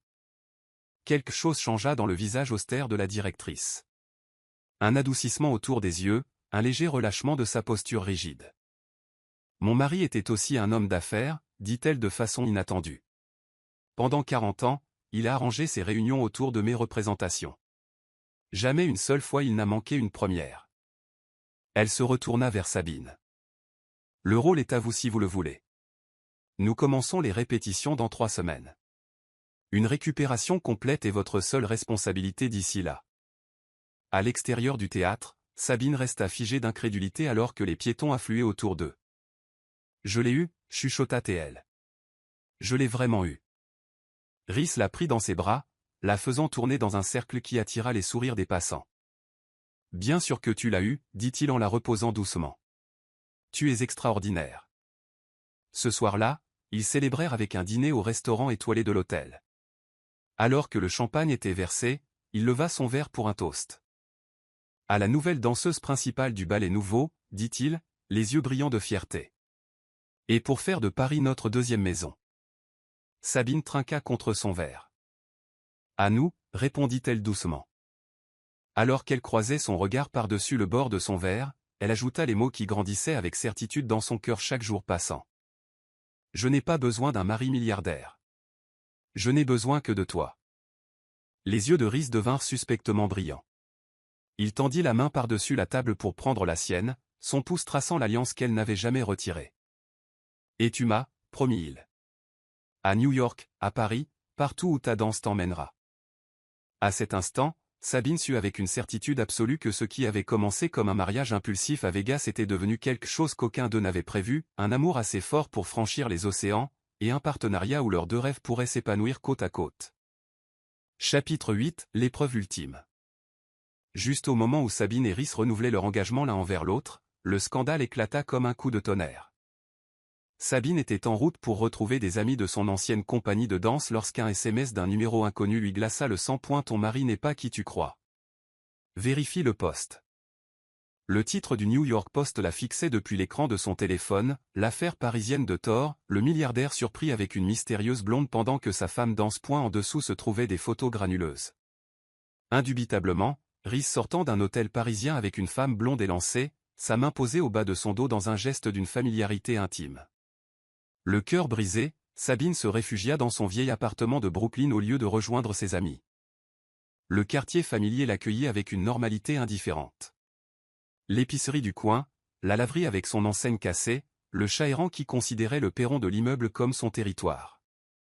La clé de son appartement fonctionnait toujours, bien que l'espace lui semblât étranger après des mois passés dans le Penthouse de Rhys et leur appartement parisien.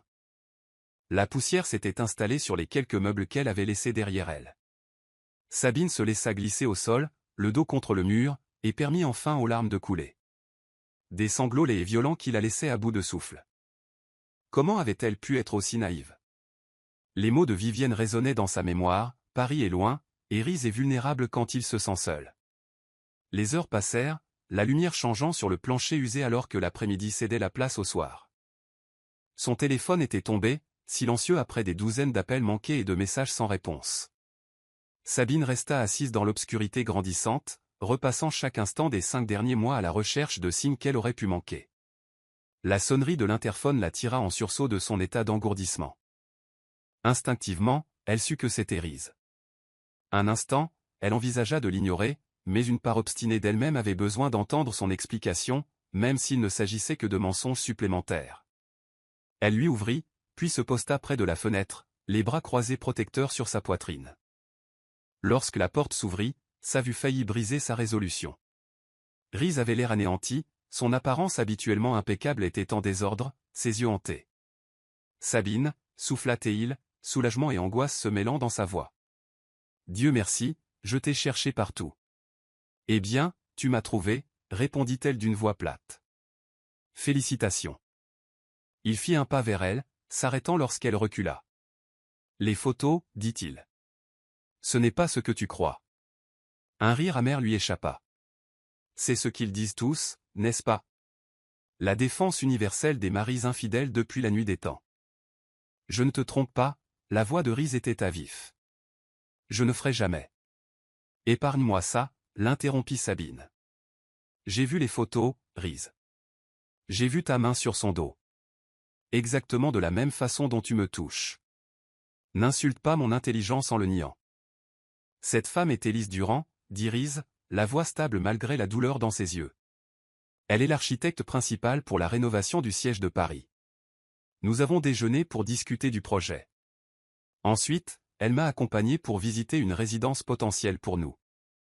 Dans un hôtel, le défia Sabine. Le Ritz a une suite récemment rénovée que l'agent immobilier pensait pouvoir nous donner des idées pour notre propre appartement, expliqua Rhys.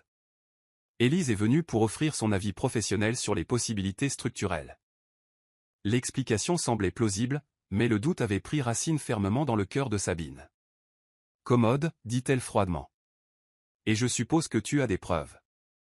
Oui, répondit Rhys en fouillant dans sa veste. Il sortit son téléphone et ouvrit son calendrier. Voici le rendez-vous avec l'agent immobilier. Et ici, il fit défiler jusqu'à ses emails, le suivi d'Élise avec ses recommandations pour les rénovations de l'appartement. Sabine jeta un coup d'œil à l'écran, puis détourna le regard. Cela ne prouvait rien. Pourquoi ne m'as-tu pas parlé de ce rendez-vous? Parce que je voulais que ce soit une surprise, admit Rhys. J'allais te montrer l'appartement la semaine prochaine à notre retour à Paris. Il a un studio avec une lumière parfaite pour que tu puisses t'entraîner pendant tes jours de congé. La sincérité dans sa voix la fit vaciller, mais des années en famille d'accueil avaient appris à Sabine à ne pas faire confiance facilement.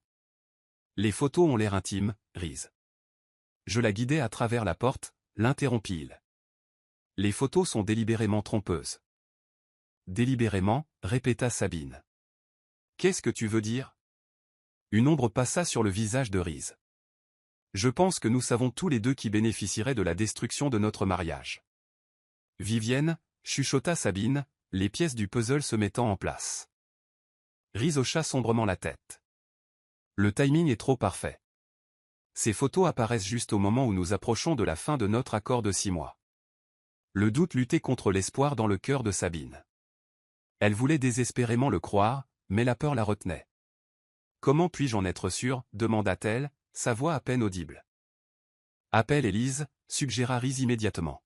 « Parle-lui toi-même, ou à l'agent immobilier. Vérifie auprès de l'hôtel pour notre rendez-vous. » Il s'approcha prudemment. « Où tu pourrais choisir de me faire confiance, Sabine. Faire confiance à ce que nous avons construit ensemble. Faire confiance au fait que je t'aime trop pour te trahir de cette façon. » Avant qu'elle ne puisse répondre, le téléphone de Riz sonna. « C'est mon avocat. Le Poste publie un article de suivi demain. Je dois prendre ça. » Il sortit dans le couloir, fermant la porte partiellement, mais pas complètement. Un petit acte de transparence qui ne passa pas inaperçu. À son retour, son expression était sombre. « L'équipe juridique veut que je fasse une déclaration, que je nie, que je menace de poursuite. Toutes les tactiques habituelles. »« Et qu'est-ce que tu veux faire ?» demanda Sabine. Riz croisa son regard directement. « Je veux te protéger de cette laideur. Mais plus que cela, je veux faire tout ce qu'il faut pour regagner ta confiance. » La vulnérabilité dans son expression frappa Sabine en plein cœur. Ce n'était pas le visage d'un homme coupable inventant des excuses. « J'ai besoin de temps, dit-elle finalement. Pour réfléchir. Pour assimiler. » La déception vacilla dans ses yeux, mais il hocha la tête. « Bien sûr. Je vais retourner aux Pentouzes. Tu peux rester ici si tu préfères. » Sur le seuil, il se retourna. « Sabine, dit-il doucement. J'ai passé toute ma vie d'adulte à construire des murs pour me protéger d'être blessé. Puis tu as percuté mon mondé, d'une manière ou d'une autre, tu as franchi chaque défense que j'avais construite. Je me couperai le bras droit avant de te blesser volontairement. S'il te plaît, souviens-toi de cela pendant que tu réfléchis. » Puis il fut parti. La porte se referma avec un déclic silencieux derrière lui. Le sommeil la fuyait cette nuit-là. À l'aube, elle avait pris une décision, bien qu'elle lui apportât peu de paix. Riz répondit à son message immédiatement. « Retrouve-moi aux Pentouzes à midi. » Quand elle arriva, elle le trouva dans le salon, debout près des fenêtres qui surplombaient la ville. Il se tourna au bruit de l'ascenseur, espoir et peur se livrant bataille dans son expression. « J'ai décidé, » dit Sabine sans préambule, la voix plus assurée qu'elle ne se sentait. « Je vais au gala ce soir. » La confusion traversa son visage. Le gala d'hiver de Thor Industries avait lieu ce soir-là. Un événement caritatif majeur auquel ils étaient tous deux attendus avant que le scandale n'éclate. « Le gala » répéta-t-il.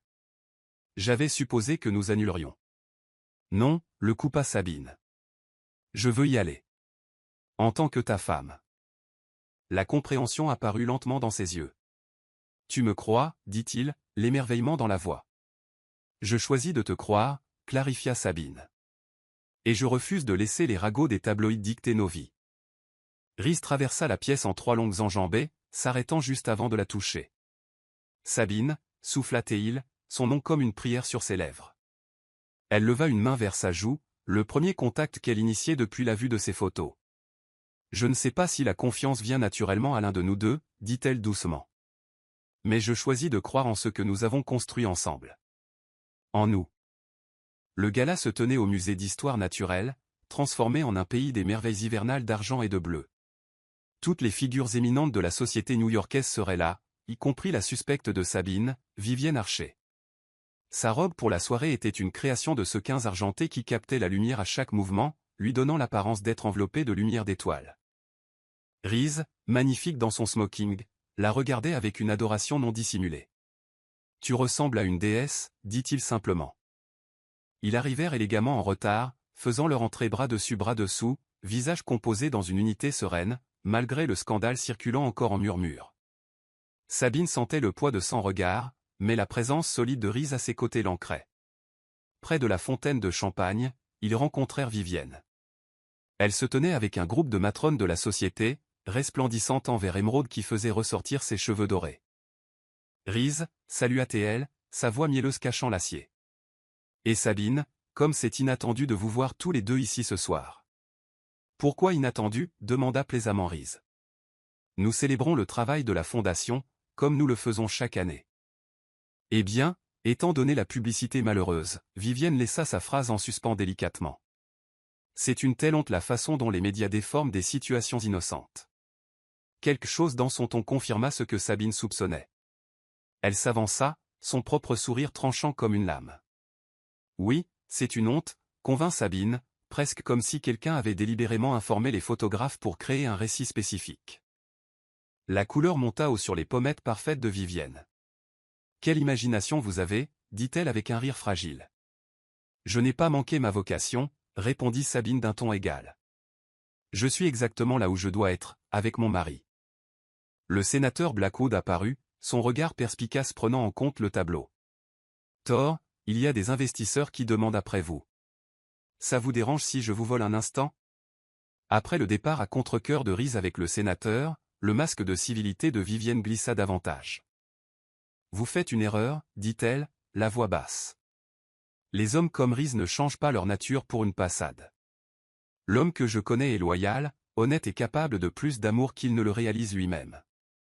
L'homme que vous connaissez est une façade soigneusement entretenue, siffla Vivienne.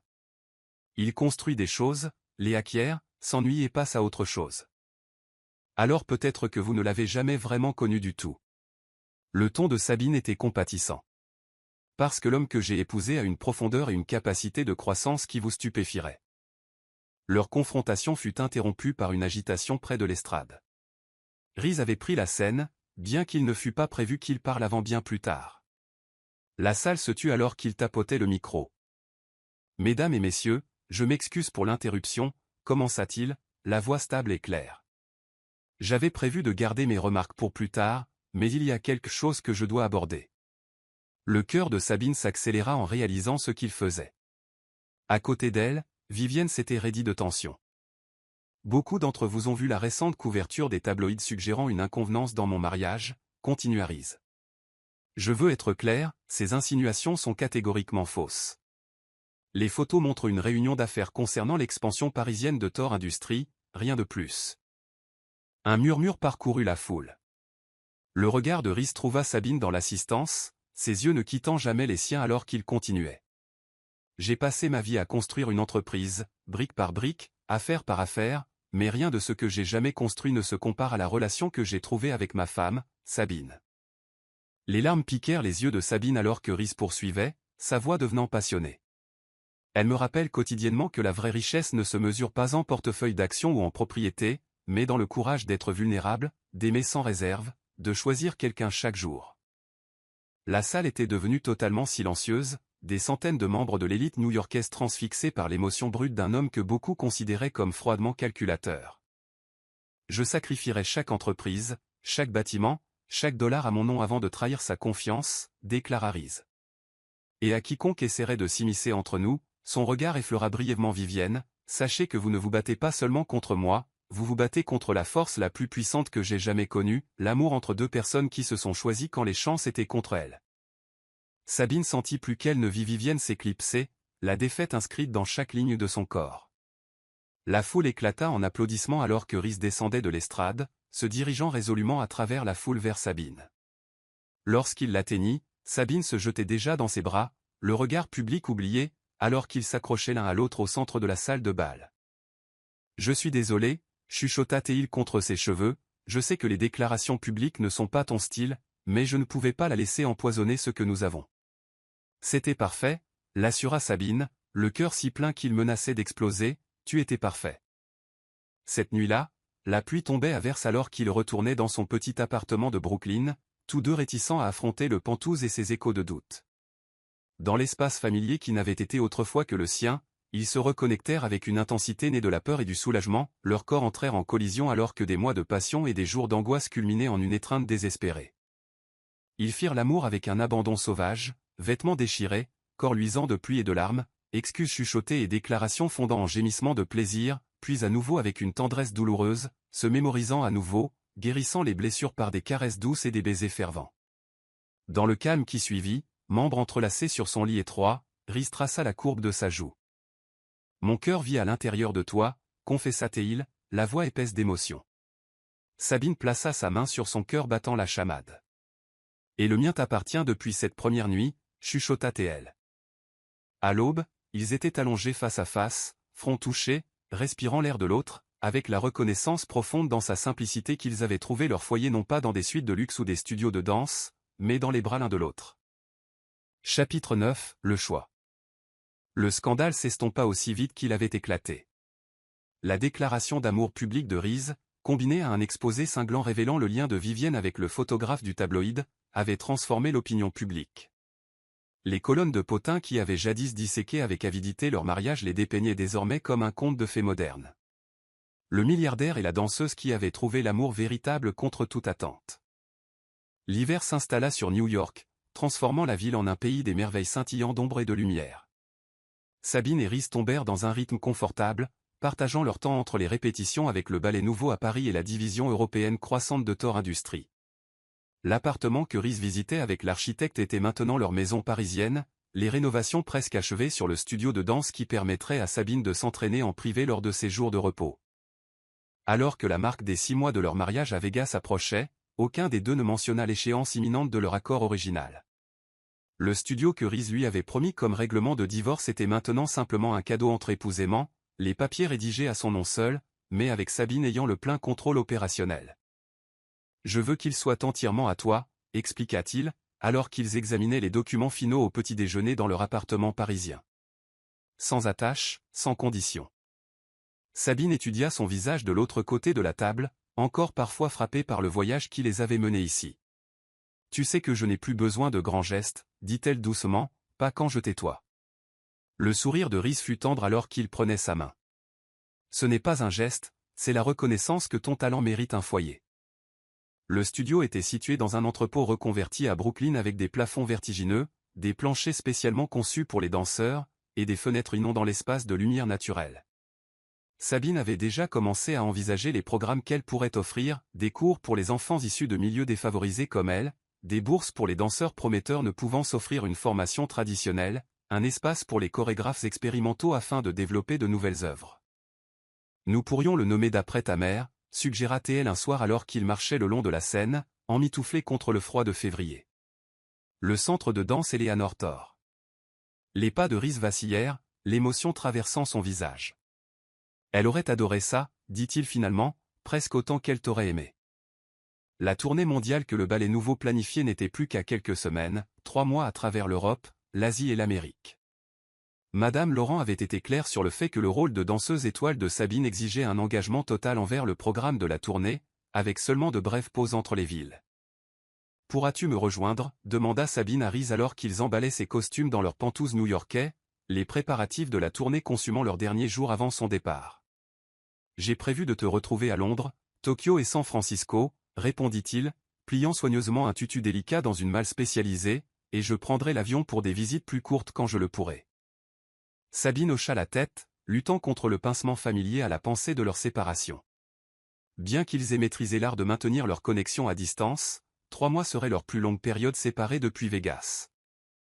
La veille de son départ, Reese la surprit avec un dîner dans le petit restaurant italien où ils avaient partagé leur premier vrai rendez-vous new-yorkais, des mois plus tôt. Le propriétaire les accueillit comme de vieux amis, les conduisant à une table isolée dans un coin orné de roses blanches, les préférées de Sabine. Pour le courage, avait expliqué Reese lorsqu'il les lui avait offertes pour la première fois avant une audition importante. La tradition avait continué, les roses blanches marquant chaque moment significatif de leur relation. Alors qu'il s'attardait sur le tiramisu, Sabine remarqua que Reese devenait de plus en plus pensif, son regard dérivant souvent vers son visage comme s'il mémorisait ses traits. « À quoi penses-tu » demanda-t-elle, couvrant sa main de la sienne de l'autre côté de la table. Un instant, il sembla chercher ses mots, inhabituels pour un homme dont les présentations d'entreprise étaient légendaires pour leur éloquence. « Je pense à Vegas, dit-il enfin, à quel point ma vie serait différente si je ne t'avais pas suivi sur ce balcon. Probablement moins compliqué, taquina doucement Sabine. Pas de navette entre les continents, pas de récital de danse, pas de femme volant la couette. Et infiniment moins significative, contredit Reese, le ton sérieux malgré son sourire. Avant toi, Sabine, je construisais un empire pour une femme qui n'était pas vivante pour le voir. J'accumulais la richesse sans but, la réussite sans joie. L'honnêteté brute dans sa voix toucha quelque chose de profond dans la poitrine de Sabine. Et maintenant? Maintenant, je comprends ce que ma mère voulait dire quand elle disait que la vraie richesse ne peut être comptée ou stockée, répondit-il. Elle ne peut être vécue que dans des moments comme celui-ci, assis en face de quelqu'un qui connaît tous vos défauts et vous aime quand même. De retour aux Pentouzes, leur amour eut une intensité douce amère, passionnée mais tendre, chaque contact imprégné de la conscience de leur séparation imminente. Après, alors que Sabine reposait sa tête sur le torse de Riz, écoutant le rythme régulier de son cœur, elle s'autorisa à reconnaître ce qu'elle évitait depuis des semaines. Demain, c'est notre anniversaire de 6 mois, dit-elle doucement. Depuis Vegas. La main de Riz, qui caressait ses cheveux, s'arrêta brièvement avant de reprendre son mouvement doux. Je sais. Nous n'avons jamais parlé de ce qui se passe ensuite, continua Sabine, la voix stable malgré le soudain battement de son pouls. Notre accord était pour 6 mois et ensuite. Point et ensuite nous déciderions de le rendre permanent ou de nous séparer en amis, finit Riz, sa voix soigneusement neutre. Je me souviens. Sabine se redressa sur un coude pour regarder son visage, ayant besoin de voir son expression. Tu veux en parler maintenant? Quelque chose vacilla dans les yeux de Riz, vulnérabilité peut-être, ou incertitude. J'ai pensé, avec la tournée qui commence demain, que ce n'était peut-être pas le bon moment pour prendre des décisions majeures. L'hésitation dans sa voix envoya un frisson à travers Sabine. Avait-elle tout mal lu? Après tout ce qu'ils avaient traversé, était-il encore incertain de leur avenir? Je vois, dit-elle, s'efforçant de garder une voix égale. Donc tu préférerais. Quoi? Prolonger? La période d'essai? Riz s'assit, le drap s'accumulant autour de sa taille alors qu'il passait une main dans ses cheveux, dans un geste qu'elle reconnut comme de l'inconfort. Ce n'est pas ce que je voulais dire. J'ai juste pensé, avec ta carrière prenant un tournant si important, que tu pourrais vouloir te concentrer sur la tournée sans la pression d'être mariée, finit Sabine, un nœud se formant dans sa gorge. De te sentir obligée envers moi, corrigea doucement Riz. Sabine, je veux que tu aies tout ce dont tu as toujours rêvé, le rôle principal, la tournée mondiale, la reconnaissance que ton talent mérite. Je ne veux jamais être la raison pour laquelle tu compromets ton article. La compréhension apparut lentement. Il n'exprimait pas de doute. Il essayait, à sa manière maladroite et protectrice, de lui donner une porte de sortie si elle le voulait. Riz tort. Sabine, dit-il. Un sourire courba ses lèvres malgré les larmes qui menaçaient. Essaies-tu de me libérer pour mon propre bien? Une rougeur monta à son cou. J'essaie de m'assurer que tu saches que, quel que soit ton choix, je te soutiens. Que ce soit en tant que ton mari ou quel que soit le rôle que tu veux que je joue dans ta vie.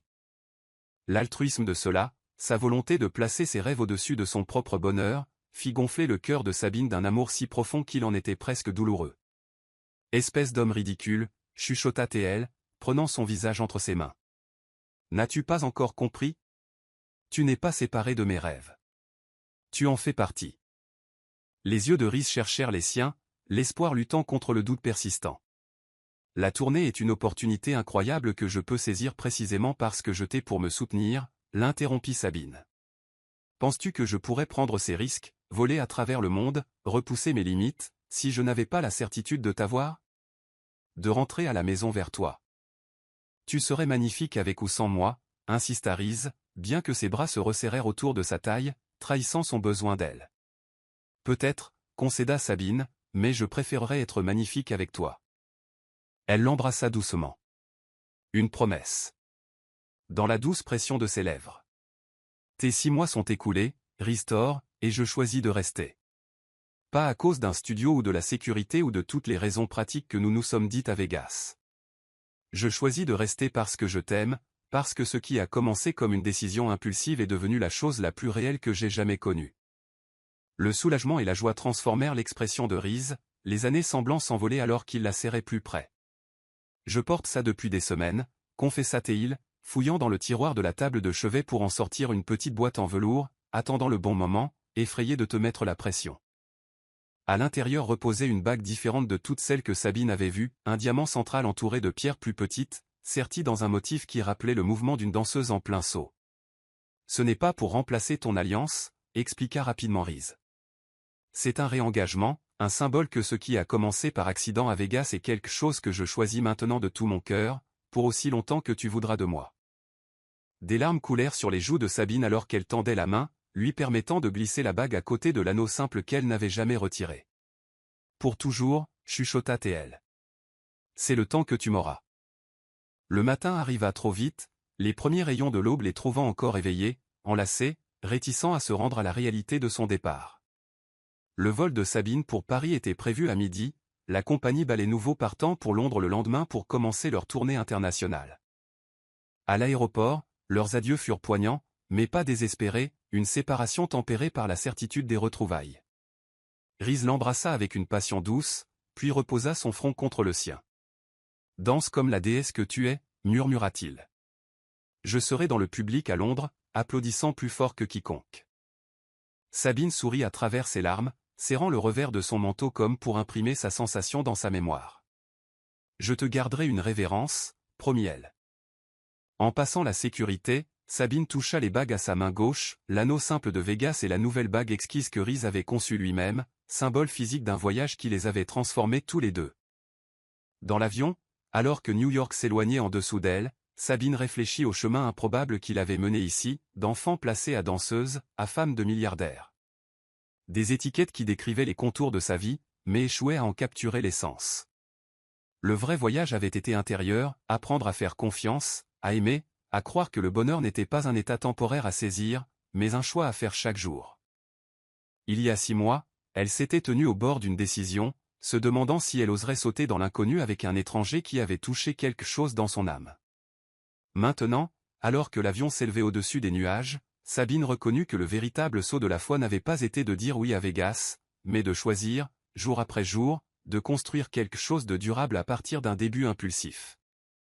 La tournée mondiale l'attendait, avec ses défis et ses triomphes, ses nouvelles villes et ses publics. Au-delà, un avenir qu'elle ne pouvait pleinement imaginer et peut-être des enfants un jour, certainement l'école de danse, assurément une vie partagée entre les continents. Les détails étaient flous, mais les fondations étaient solides. Quoi qu'il arrive ensuite, elle et Reese l'affronteraient. Ensemble. Leur mariage accidentel transformé en un partenariat choisi avec des yeux clairs et des cœurs pleins. Sabine ferma les yeux, sentant le doux poids de ses bagues, et sourit. Certains voyages, avait-elle appris, étaient faits pour être partagés, et celui-ci, aussi improbable qu'il eût pu paraître autrefois, ne faisait que commencer. Pour leur anniversaire de 6 mois, ils retournèrent à Las Vegas, non pas pour mettre fin à leur mariage, mais pour renouveler leurs vœux, cette fois avec des cœurs clairs et des âmes entrelacées. Sous une voûte d'étoiles, Sabine marcha vers Reese dans une robe qui captait le clair de lune, ses yeux ne quittant jamais les siens. Lorsqu'ils échangèrent leurs vœux, la voix de Reese se brisa d'émotion alors qu'il promettait de la chérir non pas pour une vie, mais pour l'éternité. La cérémonie fut intime, tenue au coucher du soleil dans le désert hors de la ville, avec seulement une poignée de témoins, le professeur de danse de Sabine qui avait cru en elle depuis le début, 2 des cadres les plus fiables de Reese, et une invitée surprise la sœur d'Eleanor, la tante de Reese, avec qui il avait renoué après des années de distance. Les yeux de la femme, si semblables à ceux d'Eleanor, s'étaient remplis de larmes lorsque Reese avait présenté Sabine comme sa femme. « Elle t'aurait aimé », avait chuchoté sa tante, serrant Sabine avec une affection féroce.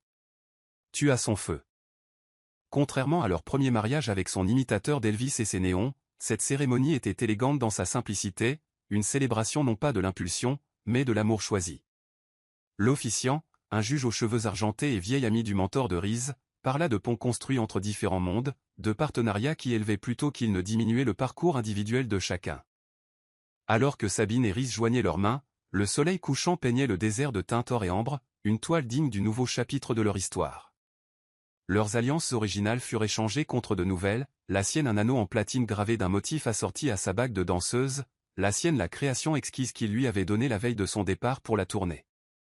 Sabine, commença Reese, la voix stable malgré l'émotion évidente dans ses yeux. Il y a 6 mois, nous nous tenions devant un étranger et faisions des promesses qu'aucun de nous ne comprenait pleinement. Nous parlions d'amour alors que nous en connaissions à peine le sens. Aujourd'hui, je me tiens devant toi les yeux ouverts et le cœur ouvert, sachant exactement ce que je choisis, une vie entrelacée avec la tienne, où que cela nous mène. Je fais le vœu d'être ton partenaire en toutes choses, de soutenir tes rêves aussi férocement que les miens, de t'aimer à travers chaque triomphe et chaque lutte. Ce qui a commencé par hasard à Vegas est devenu le choix le plus déterminé de ma vie. Des larmes brillaient dans les yeux de Sabine alors qu'elle répondait, sa voix claire dans le calme du désert. Riz, je t'ai dit un jour que je n'avais pas besoin d'un mari milliardaire, que je n'avais besoin que de toi. Aujourd'hui, je comprends la vérité de ces mots plus profondément que jamais. J'ai besoin de l'homme qui me voit, qui me défie d'être plus courageuse que je ne le crois possible, qui aime avec une générosité qui me rend humble. Je fais le vœu de marcher à tes côtés comme ton égal, de nourrir le lien que nous avons forgé à travers le doute et la distance, de te choisir, à nouveau chaque jour, pour tous nos jours.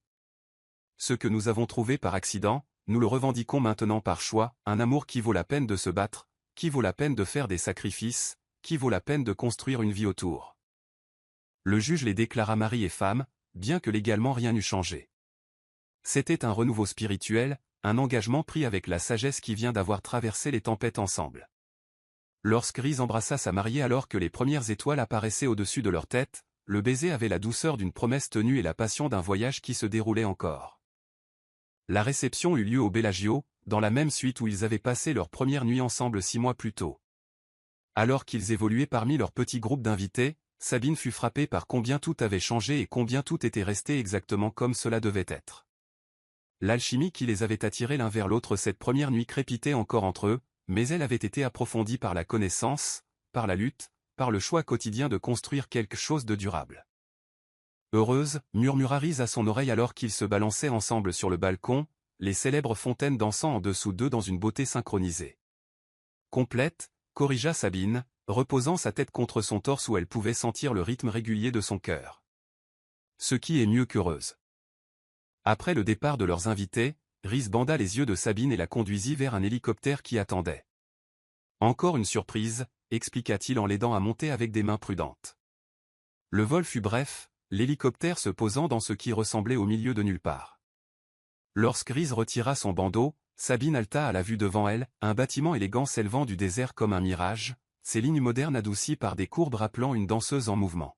« Qu'est-ce que c'est » demanda-t-elle, se tournant vers Riz avec émerveillement. « Le centre de danse Sabine Cove » répondit-il, son expression un mélange de fierté et de nervosité, comme incertain de sa réaction. Un site sœur du studio de Brooklyn, un endroit où les jeunes danseurs du Nevada peuvent trouver la même opportunité que tu as eu de t'évader par l'art. Sabine marcha lentement vers le bâtiment, le cœur trop plein pour les mots. L'entrée présentait une sculpture d'une danseuse en plein saut, rendue en bronze étincelant qui captait le clair de lune. À l'intérieur, à travers les murs de verre, elle pouvait voir des studios ultramodernes, des espaces de répétition, et ce qui ressemblait à des dortoirs. C'est un programme résidentiel, expliqua Riz, suivant son regard, pour les enfants talentueux qui ont besoin de plus que de simples cours de danse, qui ont besoin d'un endroit sûr pour vivre et grandir. Il y a un programme académique complet, des soins de santé, du conseil, tout ce dont ils pourraient avoir besoin. Depuis combien de temps planifies-tu cela ? Demanda Sabine, la voix à peine au-dessus d'un murmure. Depuis la nuit où tu m'as parlé de ton enfance, admit Riz, du professeur du centre communautaire qui a vu ton potentiel et s'est battu pour tes bourses. Je voulais créer quelque chose qui multiplierait ce genre d'opportunités par 1000. Submergée, Sabine tomba dans ses bras, ses larmes mouillant le tissu coûteux de sa chemise. Tu m'as donné le monde, chuchota-t-elle contre ses lèvres. Cette nuit-là dans leur suite, ils se redécouvrirent avec une tendresse exquise. Les doigts de Sabine traçaient les contours de son visage, comme pour mémoriser chaque détail.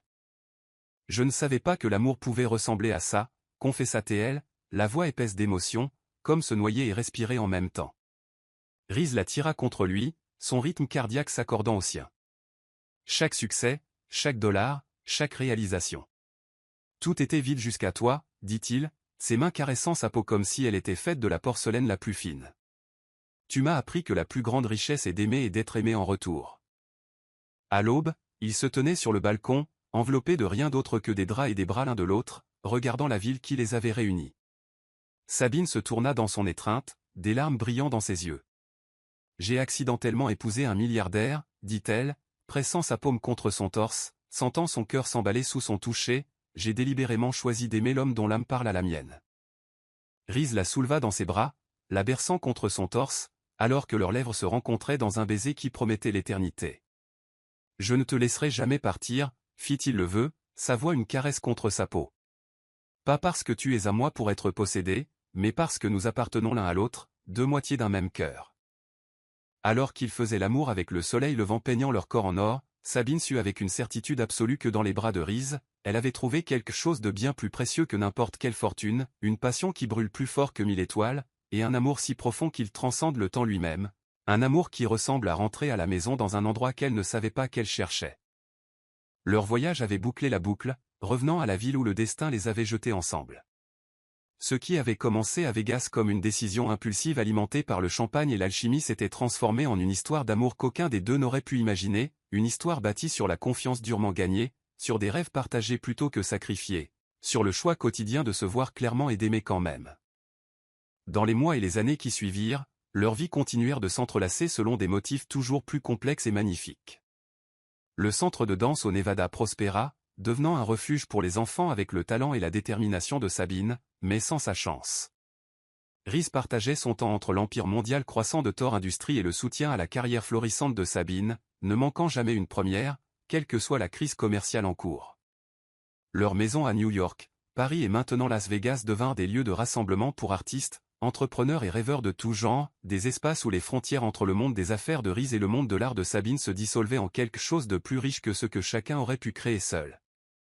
Et quand, 2 ans après le renouvellement de leurs vœux, ils accueillirent des jumeaux, un garçon aux yeux bleus intenses de Reese et une fille qui bougeait déjà avec la grâce naturelle de Sabine, ils découvrirent que la plus grande création de toutes était la famille qu'ils avaient construite ensemble, un témoignage de la vérité que parfois, les plus beaux voyages commencent par un seul pas impulsif.